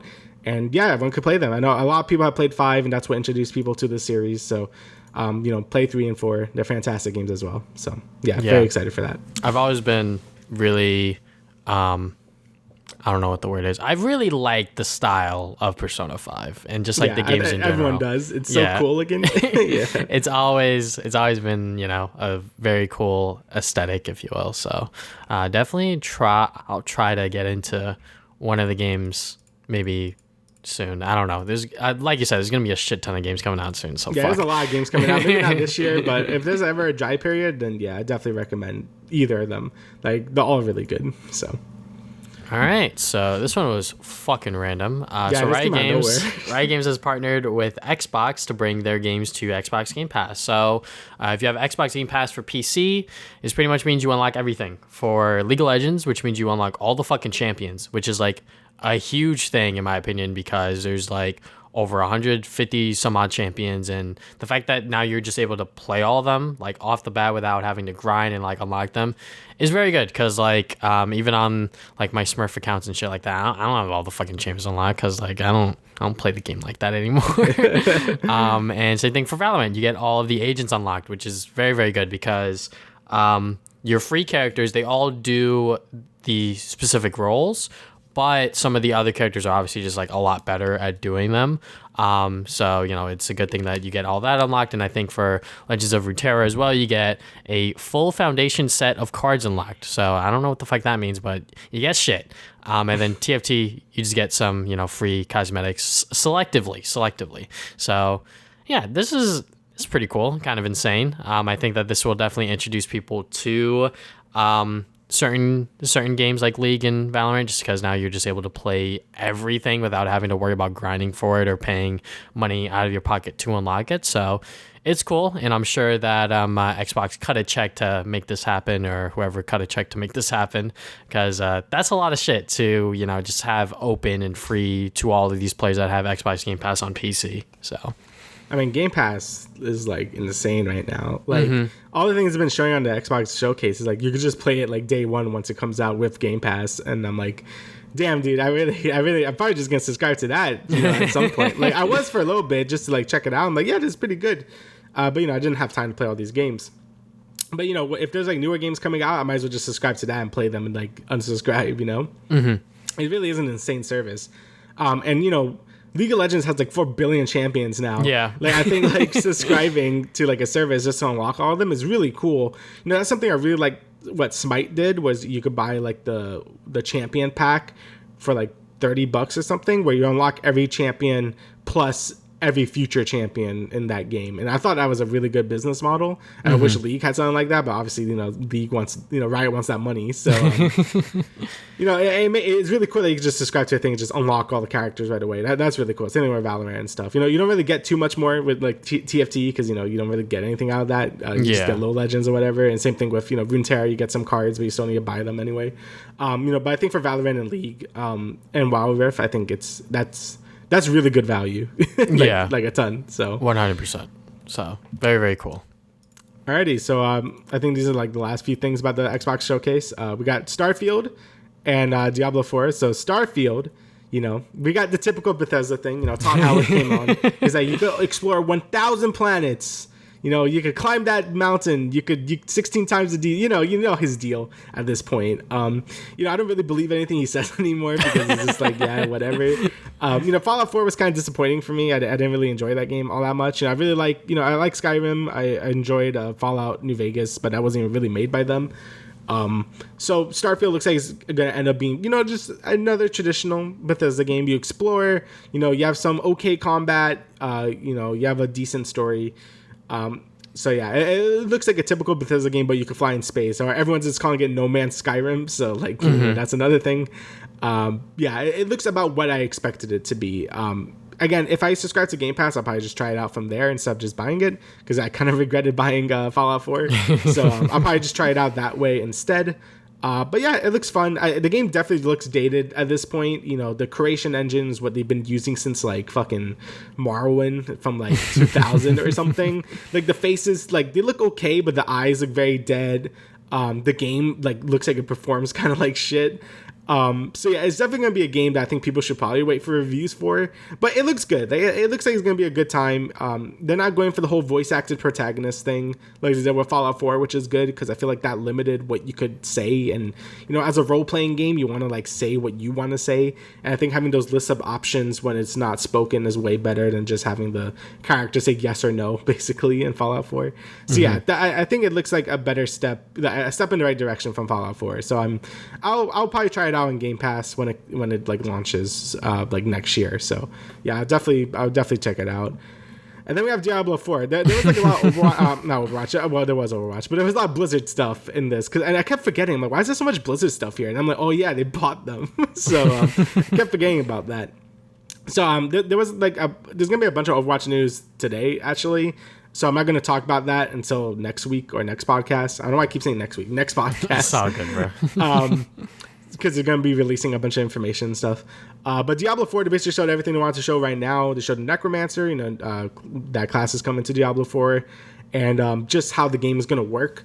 The game is going to be open world, which we kind of knew already. The game is supposed to have PvP. It's supposed to be more of a live service type deal. I think the gameplay looks really good. Like, I'm always that position where I'm like, oh, I want to hate Blizzard because they suck and all that stuff. But I'm like, I love their games, god damn it. Like, the IPs are really good. I just enjoy all their games a lot. So, whoops. Diablo 4 is looking really good. Immortal really put a shit stain on this franchise right now, and it just happened like last week where that game, you gotta spend like $100,000 to fully upgrade a character. It's insane. Like, no one likes it. And then Diablo 4 comes in, and yeah, it looks really good, but people like don't want to be excited because your company kind of sucks right now.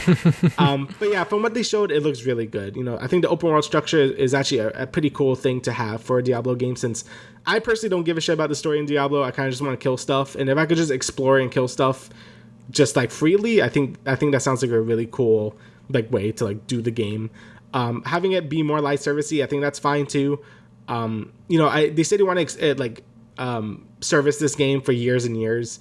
They set up a Diablo 3 and only got one expansion and like one new character throughout like all the years it's been active. So hopefully this game gets some more expansions and more like character classes and stuff, because I would like to see the game like supported more than Diablo 3 was, because I think Diablo 3 got really good and then just kind of left it out to dry and like just like, all right, we're done developing that game. So hopefully this game gets more content throughout the years. This PvP now, I don't really care about like that stuff in like a game like this. But yeah, right now it's looking great. Graphics look great. Characters look like the classes look great. So yeah, hopefully it turns out good and Blizzard could like be like good again, because that's all I want. This and Overwatch 2 are really going to be like a big like thing for Blizzard to really prove themselves that it could still be like trusted and stuff. So hopefully Microsoft could put them in the right direction, and I don't feel bad about playing the games anymore. So yeah. Like Starfield, when I was watching, overall, but like the Xbox 360, I was like half watching it. But Starfield, I was just like, okay, it's kind of what I expected. Am I excited for it? No, still. Basically, yeah. Yeah, I don't know. It's typical Bethesda. Yeah. And then I'm like, Todd Howard's saying all this shit, but I'm like, is he though? Like, is he? Kind of thing. 1,000 planets, 16 times the detail. You see that mountain? You could climb it. He always does the same stuff. Exactly. So I'm like, all right, well, hopefully when the game comes out, he's able to deliver. But moving on from there, last bit of gaming news we got is Resident Evil 7, 2, and 3 remake are getting Xbox Series X and PS5 upgrades. So this is pretty cool. I guess that they're getting ahead of the Resident Evil 4 remake, just to be like, all right, well, now these games can also do all of the cool stuff that the current gen consoles can do. So, 4K support, ray tracing, all that other shit. So yeah, that's pretty cool. Am I gonna go back to Resident Evil 2? I don't fucking know. I was so stuck and lost in that game. I don't even know if I'm good at playing Resident Evil games at this point. But yeah, it's definitely cool to see. We're still like, I guess, like almost 2 years into the next generation, right? Yeah, something like that. Yeah, so 2 years. Yeah. Seeing games and publishers still being like, all right, well, we'll just upgrade these games, support this stuff for free, which is very, very cool. So now you can buy those games on the last generation console and still get the nice pretty upgrades and all that stuff. I think that's really cool because I haven't played any of the Resident Evil games yet, but it's definitely on my bucket list. I like have all of them because they're always on sale, so I'm able to just upgrade all of them right there. So it's really cool. I get the option to like play it in like the 60 FPS and it looks prettier and stuff. I think that's really cool when companies do that, especially for free, obviously. Like, when you got to pay for the upgrade, it kind of feels a little weird. So I'm happy that they just made it free for everyone. You can just buy it. You buy the game, you get the PS5 upgrade. So yeah, I'm really looking forward to like actually playing through these games so I can get ready for like the 4 remake and stuff. So because the only Resident Evil game I played was like 5, and I think that was the only one I played. So yeah, I'm excited to like go through the series because the game's not too long, and I'll do it eventually whenever the games stop coming out. So yeah, looks good. I really like those free upgrades. I like free shit. So yes, sir. All right, so now we have a bunch of like entertainment news. First one is pretty funny. After returning to theaters, Morbius earned $85K on Friday, which is like really not good. It's just funny that they really thought people wanted this. Like it was a meme, guys. No one actually wanted it. Like it really was just a meme because it was a meme. Like now everyone's like, release it a third time, it'll be funny. So yeah, obviously the movie is like not good and people don't want to see it. People just like saying it's Morbin time and like he's morbing out, like it's funny. So and Jared Leto really thought like, oh, people want to see this. Oh shit. So yeah, but no, the movie was just like ass. And that's all there is to it. I can't believe I'm laughing at these fucking jokes, man. I mean, what the fuck did Sony expect, honestly? Like, yeah. People literally watch the movie all on Twitch. So, like, do you think that they're going to go to the theater to get the theater experience for fucking Morbius after they saw the god-awful movie that you made? No. And is that going to pull people in to go see it? Obviously, it pulled some people in, $85,000. That's not zero. Yep, not zero, but might as well be not zero. I mean, I didn't go and see it. Like, I originally wanted to go see it in theaters, and then I was like, no, that's actually a waste of my time because it's actually just that fucking bad. And then people that did go see it, they were probably all just fucking memers and probably just like saying shit during the movie and probably had the whole theater to themselves to say shit. So it's Morbin time. These stupid ass memes. But yeah, it's just funny. And that's what I guess like we were talking about like after the podcast, like imagine like if it just bombed again, and it did. So thank God. Yeah, look at that. Thank fucking God. Thank God. But anyways, moving on from there, this is something that I just learned today. So Netflix is adapting Zom 100, the bucket list of the dead, and we got to see the first screenshot of it. And it actually doesn't look that bad. I mean, like this is like a pretty easy premise to like adapt it into like a live action form. So you pretty much have this, I guess like Japanese like salaryman. Yeah. Maybe not that, but anyways, he just works like all the fucking time. Like my man on that grind, but like he doesn't want to be kind of thing. So when the zombie apocalypse happens, he's able to check off his bucket list of things that he's always wanted to do now that he has all the time in the world to do so. So yeah, it's supposed to be a funny comedy seinen series, so them adapting it for Netflix is not going to be all that hard. And yeah, I'm honestly kind of looking forward to this now. Hopefully the first trailer looks pretty good. I know that it's really weird or just like really random for just like Netflix adaptations for some of them to just like pop off instantly. Like for example, like Alice and Borderland or whatever the fuck. That was a adaptation of a manga as well, and that one was really, really good. And like obviously like it's on Netflix, so like normally people watch it and they were like, yeah, like that was really good, and like they had no idea that it was based on a manga. So Right. which I still haven't watched that series yet, but hopefully that, you know, this one is, you know, good, but also just like fucking hilarious, because I feel like that's like the main thing about Zom 100 when I read it is just like the comedy. So obviously it does have like its heartfelt moments and things like that, but Yeah, it makes sense to make it like live action. I mean, you know, obviously as an anime it would make sense too, but like, you know, it's more focused like zombies and this like a person. So I guess it doesn't seem like too much work to just make it live action. So it seems pretty cool that it's going to get some sort of adaptation outside of being a manga. So that's always cool. You know, the people that don't read mangas like myself, because I'm just lazy, but I probably should. But you know, I didn't watch my anime in general. So, but yeah, it's cool that they're adapting it. I didn't even know about. Like, I knew about the manga, but I didn't know that they were like doing this. So that's really same. cool. Alrighty, so next we got we have a shit ton of like Netflix stuff. So Stranger Things 5 is gonna have a time skip. They wanted to do it back to back, but they couldn't because, you know, season 4 has been really long. Apparently they're still working on it because the length of the episodes, as we know, are long as shit. You know, the final episode of volume 2 is supposed to be like 2 hours and a half, so it makes sense that they would still be working on this. And it does make me a little concerned of how they're gonna like end things, or at least how season 4 is gonna end, because we can't really talk about spoilers right now, but yeah. We've already talked about all the spoilers in the last podcast, I think.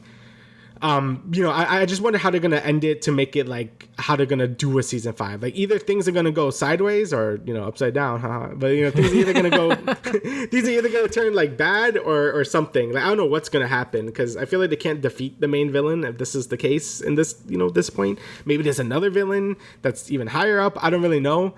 But you know, so far I know season 4 right now is like really good. Like I really, really enjoy season 4.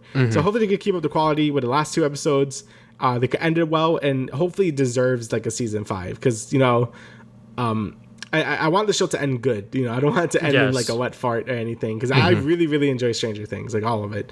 So I do want it to end in a bang and not like as like a wet fart. So hopefully it does end good, and they don't feel like it's just dragging for extra season for like no reason other than like Netflix like wants like more, I guess. But yeah, hopefully it ends good, and that's all I can ask for. Yeah, I mean, like, the Duffer Brothers are very much aware of that, and they're like, all right, like, how are we going to end this without fucking it up? So, yeah. you know, them doing a time jump makes sense just because the kids are so much Kids older. are old. Yeah, and, like, you know, COVID fucked everything up. So, like, they're going to have to age them up because, you know, some of them are definitely, you know, pushing it as, like, high schoolers and shit.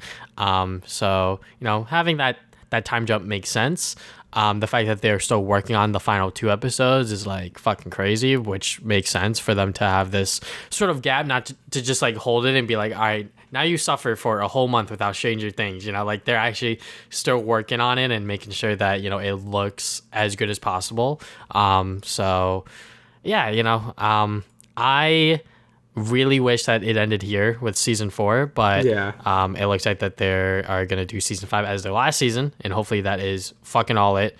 And, you know, them ending it and how they're going to end it is 100% something on their mind, and they don't even know when they're going to start filming it, you know, for season 5. Like, they don't even have that date set out yet.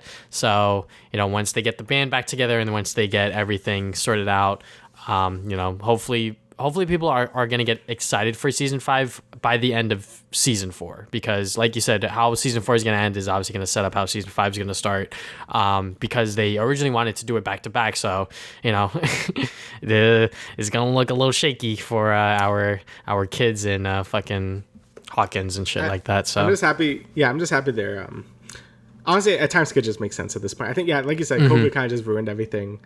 To like have them be like this, the young, you know, them being young still. So I feel like they're gonna have to time skip either to like their seniors or to like they're like in college at this point, because like a lot of them are already like 19 or 20 at this point. So yeah, I feel like either time skipping to like seniors or like or like college age, like that seems like the way to go at this point, since, you know, the show has been taking a bit and COVID didn't help. So yeah, I think a time skip is for the best, and hopefully it can end well. So that's all I ask for.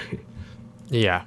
Moving on from there, I definitely looked on the side of that article and got spoiled for Game of Thrones. But anyways, Squid Game officially has been renewed for a season 2. So yeah, I mean, like, Squid Game pretty much took the world by storm in the beginning of 2021, right? 2021? Yeah, it was last year, right? Or something like that. You know, whenever... Squid Game. Fucking Squid Game. shit, you know, Squid Game memes and shit like that. But yeah, it is... Oh, towards the end of 2021. I'm fucking stupid. Holy shit, time moves fast. Anyways, you know, the director has been working on the show. You know, he said that it took him 12 years to bring season 1 to life, and it took him 12 days to become the #1 show on Netflix. So, you know, obviously expectations are high, and, you know, am I looking forward to this? I mean, it's kind of hard to really outdo yourself as like the #1 show on Netflix. I feel like even when Stranger Things did it, you know, when season 2 came out, like, people were excited for it, but I don't think season 2 was, you know, a huge splash within like the Netflix, I guess, like, algorithm and things like that. Yeah. I mean, I could be wrong, but, you know, when people look at Stranger Things 2, they view it as the worst season, which it is. Anyways. Yeah. But yeah, so like that's like my main concern, just because I felt like that. With season 1, like the ending, like they could have done it differently, you know, like, my ideal ending was, Ji-hun, like when he gets on that plane and then he gets the phone call, we don't see that conversation happen. Like, we don't see him like turn around and like go back and shit like that.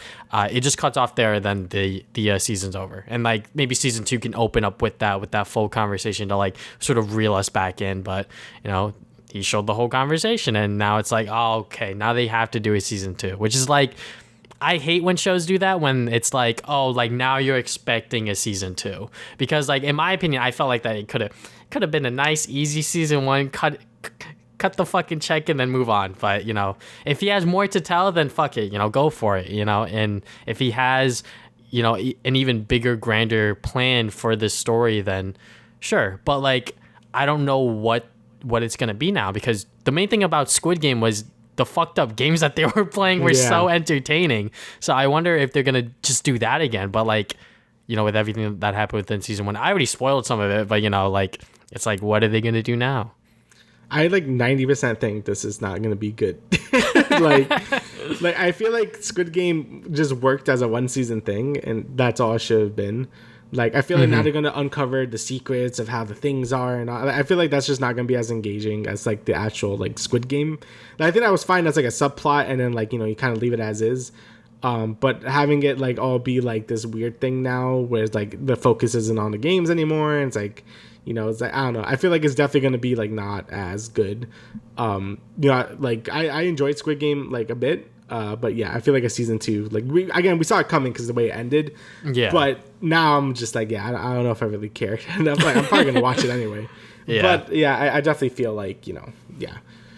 I feel like most people don't care at this point, you know? Yeah, I feel like it was kind of like just like Tiger King, where it was like, oh, this is just a thing everyone's talking about now, so I'm going to watch it. And a lot of people didn't even really like the show too much. It just became kind of like a cultural phenomenon where everyone's like, oh, Mr. Beast is doing like not Hunger Games, Squid Game, like you know, live or whatever. Yeah. And I think Netflix wants to do like an actual Squid Game now too. I'm like, oh boy, we're going to kill people. Like, I feel like everyone's kind of missing the point of the show, where like the actual games are supposed to be like a bad thing. Yeah. You know, like it's like all capitalism and stuff, but whatever.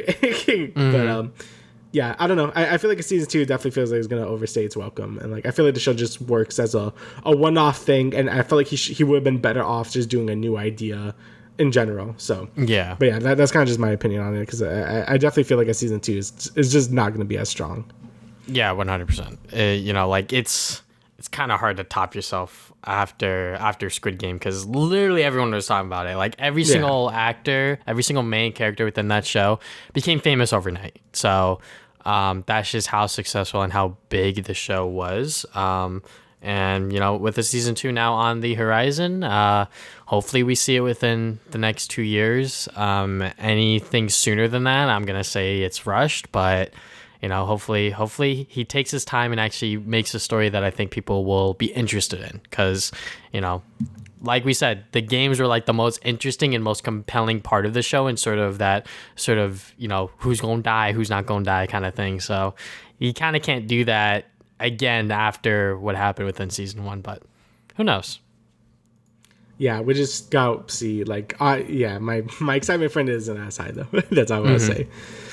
All right, so next we got Spider-Man No Way Home, more fun stuff version. It's coming to U.S. and Canada theaters September 2nd. So I'm guessing this is just like deleted scenes or like never before scenes. Just edited in as a rerun. I probably won't see it again. I know you definitely will. Probably. I don't know. I'll see. I'm not one for rewatching movies in theaters like at all. I don't think I've ever done that. But if they release it as like digitally later, then I'll definitely check it out. Just to rewatch the movie again. Because it's probably not going to have too many worthwhile scenes. I imagine it's probably going to be like, Tom Holland's like, yo, what's up, guys? And like, that's about it if I just send there. But yeah, it's cool. It's cool that they're doing like a rerun of the movie in general. Since the movie got like, it still did really, really well. Like it's still like a lot. But I feel like they're like, oh, we could have done more if if the Omicron variant wasn't like running rampant during that time and stuff. So maybe they just want more money. Who knows? That's just how it goes. But it looks like a fun time if you want to rewatch the movie or if you haven't watched the movie. I definitely think it's worth watching in theaters. The movie is fantastic. We both express our opinions on the movie, and it's cool just to have like some little extra scenes and stuff. It's just funny when movies do like the whole like what video games do is like, oh, here's like the same like a remaster of the movie, right? Like, you got like one new scene in it. Like I think that's just kind of funny. Yeah, I mean, I think that this is just Sony's push to. I think they're trying to get it to like $2 billion in like the box office or some shit like that. They're trying to like cheat the system. Yeah. Like, so they're like, fuck the deleted scenes on the 4K Blu-ray. Fuck that. We're just gonna release it all in theaters together as one big movie. And I'm like, all right, fine, fuck it. I'll see more scenes with Matt Murdock. I'll see more scenes with the 3 Spider-Man and shit like that. So Damian did call me out before I even got a chance to say anything. But yeah, I'm probably gonna see this shit with all the goddamn other Spider-Man nerds in there. But I mean, like this movie in and of itself is like fucking crazy. The fact that they were able to get all 3 Spider-Men together and do the whole movie and actually have it make sense for the story for Tom Holland's Peter and shit like that. So do I wish that they just put it on the Blu-ray? Hell yeah. Like but I'm sure that the deleted scenes weren't finished and they wanted to, I guess, like touch them up before they fully show them off or whatever. But, we've seen screenshots, we've seen behind the scenes images and shit like that. So if it all comes together and, we're able to see new scenes with these characters, sure, why not? Fuck it. I'll go see it again. And hopefully, I don't know how they're going to put it on a Blu-ray without me rebuying it, but fuck it. I guess I have to rebuy that shit too. So, God damn it. Fucking this Sony. Guy. Bigger simp for Spider-Man than me. Look, they're just getting my wallet, but also at the same time, I do have the AMC Stubs thing, so I'm already paying that shit every month. So makes sense, yeah. But yeah, they got me along with thousands of other Spider-Man fans that are probably gonna go see this shit in theaters. But speaking of Spider-Man, we got Spider-Man Across the Spider-Verse. We had a image of Miles and Gwen versus the Spot, who is, I guess, a interdimensional portal guy, and he has portals on him. And if you, I think if you look, Miles kicked him in the chest, and then it went to Gwen. So, yeah, I mean, like, it looks good. It still looks, great. It still has that Spider-Verse art style. But it sucks that the movie got delayed and we're not going to see it this year. But it is what it is. You can't rush perfection. But the fact that we're going to see more adventures with Miles and Gwen and shit like that is going to be great. I cannot wait. I just want more. I love Spider-Verse. Like, again, Spider-Verse is one of my favorite Spider-Man things ever. So I am very happy to see more of it. Again, I was also very, very sad when it got delayed. But again, like you said, can't rush perfection. If they need more time to make it as good as it can, that's fine by me. I'm just excited to see more of this movie because I love the first one so much. And I hope it could, meet my expectations because I am very much looking forward to this movie. So, and I'm happy to using like really obscure like villains because I'm like, who the hell is the Spot? I think I've heard of him before, but like it's really obscure. So I always like it when they pull these like villains that no one really. I mean, even thing with the Spider-Man game with like Mr. Negative is like, who the hell is Mr. Negative? So like I always kind of like when they could introduce like older villains or more obscure villains, because we're all seeing Doc Ock and like Green Goblin and stuff, so it's good to see some newer, or I guess more obscure people. So yeah, them pulling from Spider-Man's arsenal of just villains, and the fact that this is going to be the multiverse that they're dealing with is going to be a lot of fun. So I'm sure that they're going to deliver. They're working very, very hard on this movie, and hopefully it doesn't disappoint. It's definitely gonna be very, very hard to top the first movie, and if they do that, holy shit, applause to them. But yeah. Alrighty, so next piece of news: Joker 2 is gonna be a musical, and Lady Gaga is in talks to play Harley Quinn. So yeah, that's weird. Very, very different. I mean, did Joker really need a sequel is the thing, and I think I heard them saying like they were like I don't think they even wanted to do a sequel. I don't think they really said they wanted to do one. I mean, I love Joker. Like, I thought Joker 2019 was fantastic, and I would have loved to have just like a sequel in general. But if they want to do something different and like something they think they could bring more ideas to and do something unique, then sure. I mean, the first Joker was very pretty weird and stuff, and how it was structured. It was very unnerving and just creepy, and I really did enjoy it a lot. So I think they bring like a whole new like spin to it with like a musical like number, I guess. Like, sure, why not? I'm sure it'll turn out great. And I think Lady Gaga as Harley Quinn sounds pretty cool. We're pretty used to what's her face as Harley Quinn at this point. Margot Robbie. Yeah, we're pretty used to her as Harley Quinn, so it's gonna be nice to see someone else playing as her. And Lady Gaga makes sense because she's been in like a few movies at this point, and she could sing, so that's pretty nice as well. So I think it's gonna be. I'm pretty optimistic about how it's gonna turn out. I know some people are like, what the fuck, like why, but I don't know. I think some people are sold on that idea, like me. Yeah, I'm gonna be like, I'm gonna give it a shot. Like I'm gonna. I think this could be good. I always like it when things do some unique things. So yeah, I think it could turn out good. Yeah, I cannot wait to see Joaquin Phoenix and Lady Gaga just fucking singing and shit. Like that's gonna be the funniest and the best thing ever. Like just on screen. Weird. Yeah, I mean like you said, I feel like Joker 2019 was a good like standalone movie. Them doing a sequel of it did not feel necessary, especially because the movie ended on such like a full circle kind of thing. Yeah. So them making a sequel. How's that going to work? And they bring in Lady Gaga in, she's a pretty good actress. And on top of that, she can sing. So it all makes sense. Everything's connecting. All of the dots are connecting. But what kind of story are they going to tell for this Joker again? So that's what I'm most concerned about. The fact that they are just like, yeah, fuck it. It's going to be a musical. I'm like, all right, cool. Cool. You got me. I'm hooked in. People are very much also hooked in, such as myself, just being like, yep, okay, yeah, you got it. Do what you got to do.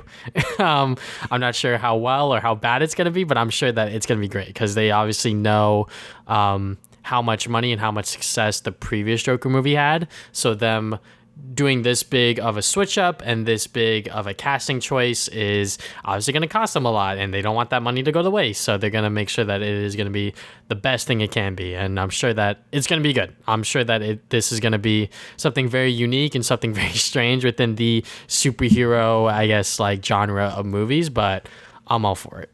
Yeah, I'll give it up as well because, again, I love Joker 2019.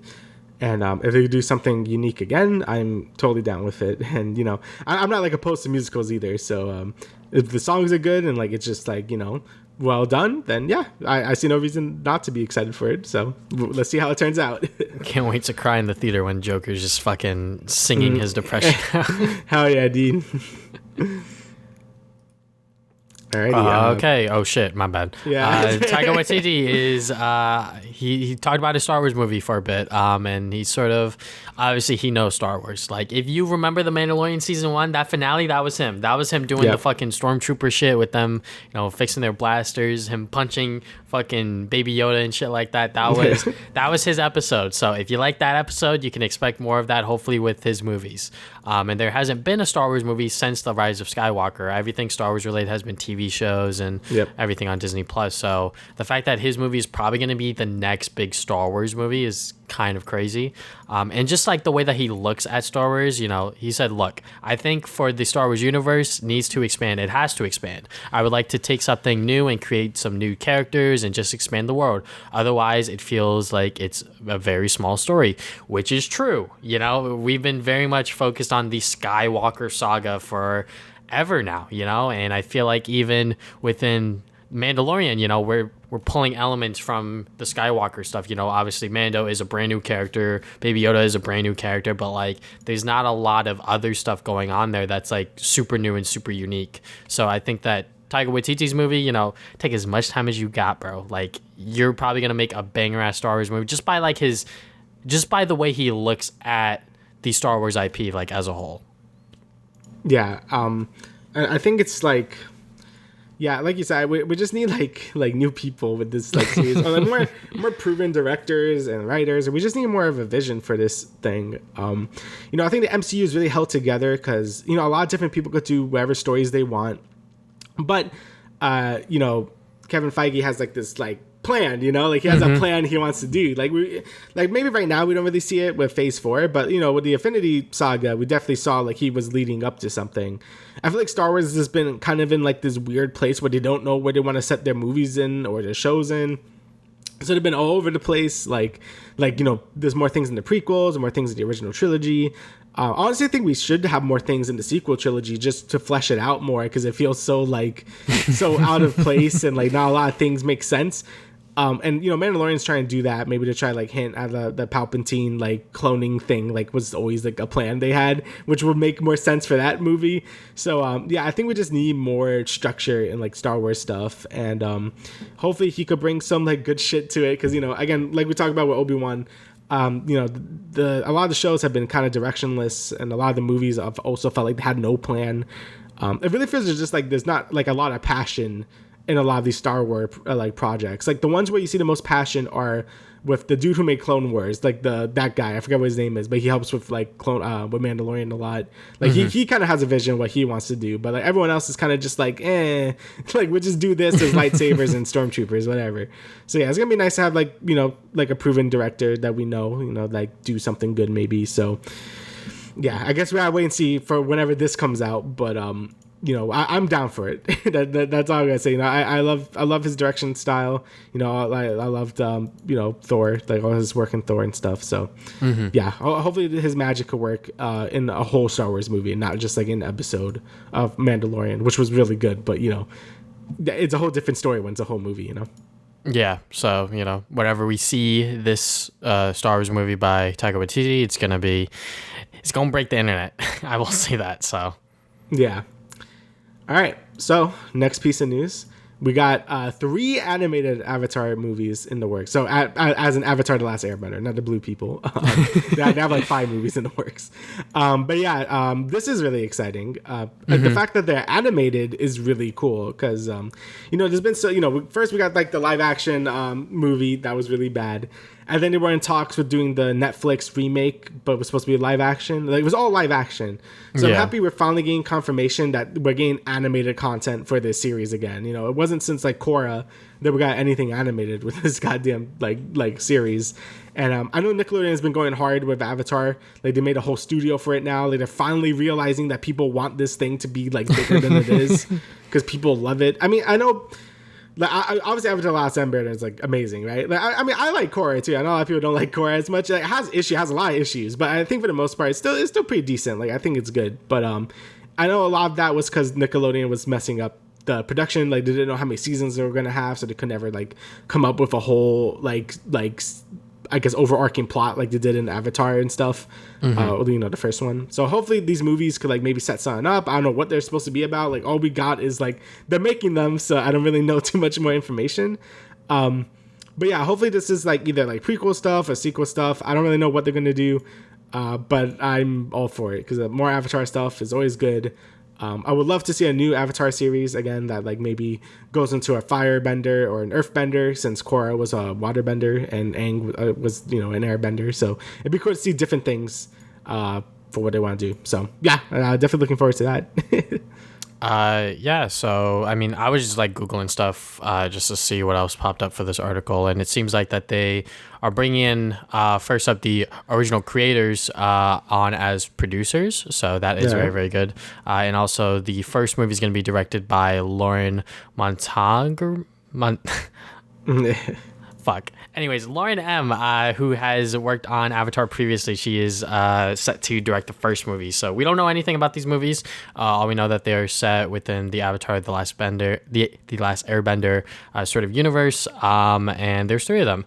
So that is cool. The fact that these are going to be animated is going to be awesome to see, just because, you know, just like the animation of the original Avatar is just like, it's still good. Like, it is still very, very good to watch. And so, it's still so fluent. You know, I can't say the same thing about Korra because, you know, they made a bunch of seasons of those, and some of those episodes didn't have the budget. You can see them like dragon characters, and the CGI is a little shoddy. But, you know, the fact that they're going to make 3 movies of this, it's going to be great. I hope that whatever stories that they tried to tell, if they want to go back with the older characters such as Aang, Katara, etc., they just adapt the Dark Horse comics, because those comics take place right after the series, and it's pretty much like a nice way to, I guess, like continue the Avatar story for people to be like, hey, you know, like after you're done with the show, you can now watch these brand new movies that they just made, where, you know, we get to see what happened with Zuko looking for his mother and other stories like that I can't name on the top of my head because I haven't read those yet,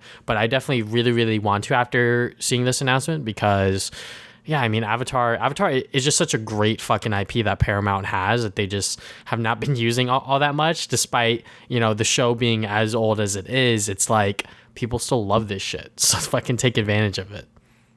Yeah, you know, it has it definitely has the potential to be expanded upon. Like, you know, the universe itself is just so, you can do so much with it. And it's a really shame like they haven't done anything with it until like now. So, yeah, I'm very excited to see what they come up with. You know, hopefully the quality stays as good as the original series. And yeah, hopefully they adapt those comics. I did read a little bit, like the beginning of one of them, like the first one, and it has some pretty interesting things in it. So, hopefully they could adapt that into like a movie, like I guess setting. Like, I think that would be pretty good. And I guess that means I need to rewatch Avatar again because it's been a little bit. And yeah, I wouldn't mind rewatching it again, honestly, because yeah, it's fantastic. Again, I'm one of those weirdos that didn't watch it as a kid, even though like it was right, you know, it was on when I was a kid. I just didn't watch it for some reason. So I watched it like 2016. I watched it. It was like pretty late. So yeah, I'm excited to like go into it again and, you know, just experience the world again. It's just fucking good, man. It's the reason why it's regarded as like one of the best like shows ever. So yeah. I mean, like I started like really, really watching it towards the end of book 3 when like they were doing like the Fire Nation stuff and shit like that. So, but before then I was just like, you know, on and off just watching it. But yeah, Avatar's fucking dope. So hell yeah. Last bit of news here. All right, we've been high key. We've been kind of dodging this story just because it's like it's so fucking crazy. It's like not even real. So Ezra Miller has been very, very problematic over the past couple of weeks, over the past year, a couple years almost. So most recently, he fucking kidnapped a teenager, and then he went on Instagram. His Instagram story, it was like taunting the authorities, saying like, you can't catch me and shit like that. Like I'm from like a message from another universe. And like, reverse flash, man. just straight up trolling the cops. Like he's on the run. No one can fucking find him. It's like, what the fuck is going on with this guy? And like before then, like earlier this year, sure everyone knows this, but like he was fucking arrested in Hawaii for like doing some dumbass shit in a karaoke bar. And then before then, which was when I sort of like denounced him, was when he just like randomly choked a female fan in like early 2020. I was like, what the fuck is this video? So yeah, I mean, like, he's been canceled in my mind ever since then, but I'm obviously, like, with more recent headlines and sort of seeing exactly how problematic he actually is, people are like, all right, like, what the fuck is going on with this guy? So yeah, it just seems very unhinged. Like, what is going on?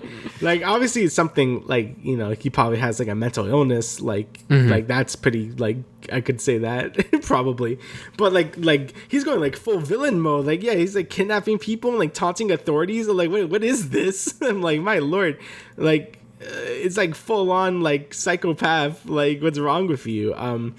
Yeah, I'm surprised like DC hasn't said anything. Like, this should just be like, yeah, you're out. Like, you ain't got no job anymore. Like, you crazy person. Yeah. So like apparently the the teenager met Ezra when she was 12 and he was like 23 or some shit. So like there's like grooming allegations and shit like that. So like there's a lot to unfold here than him just like kidnapping her. So like right, it goes deeper than that. Yeah. So like, that's even worse. Yeah. There's a lot of shit going on here. So yeah, kind of fucking crazy that, you know, this guy's still, you know, he this Flash movie is never coming out. Oh no. This shit is so fucked. Dude, DC has been fucked. Like with Amber Heard, you know, because she was like the other Aqua person, and now this guy, it's just like, damn, they're losing talent really fast, huh? So definitely looking great for them. I'm just confused. Why didn't they get the dude from the Flash show to be Flash in the movies? Like that never Grant made Gust? sense to me. Yeah, like he already knows the character, and like he's already proven himself to like be a pretty good Flash. Mm-hmm. So I don't know why they got like a whole new guy to like play as him, but that definitely backfired because he's going insane. So yeah. Grant Gustin, I mean, like, I watched the first 4 seasons of The Flash. I haven't watched since just because it's gotten real bad. It's gotten really bad. But, you know, he loves playing the character, and, like, I can see him doing really, really well in a Flash movie, like, if he was given that opportunity. But obviously, you know, they went with Ezra, and, you know, he was okay in the Justice League, not the Snyder cut. I haven't watched that yet, so I can't really say on that. But, you know, he was all right. You know, that was Barry Allen. I can say that. But, you know, he's very, very problematic. My man is straight up criminal now. So yeah. Like I guess he's like going like all like he's having his villain arc. I'm like, what is this? Yeah, I mean he's a really good Joker. But yeah. Yeah, let him be the Joker. Yeah, there you go. Enough with the jokes. Yeah, this shit. This shit is just crazy. I don't know if we're going to talk about this again, just because, like, we were avoiding it before, but now it's just like, holy fuck, what is going on now? So, you know, hopefully some good news happens, such as him getting captured and the teenage girl being saved. But, yeah, hopefully more develops. I feel like every single day there's something new on this story for whatever fucking reason, just because it's just so bad. It's just so fucking bad. Yeah, it keeps showing up on Twitter. I'm like, man, what is happening? So, yeah. If I see Ezra trending on Twitter again, oh boy. Yeah. But yeah, I think that's about it from us this week. Is there anything else you'd like to add, good Sa? No, I think that's everything. All right. So thank you guys for listening to the Travis and Damian podcast. Once again, we will see you guys 2 weeks from now with episode 90. Holy shit. I see ya.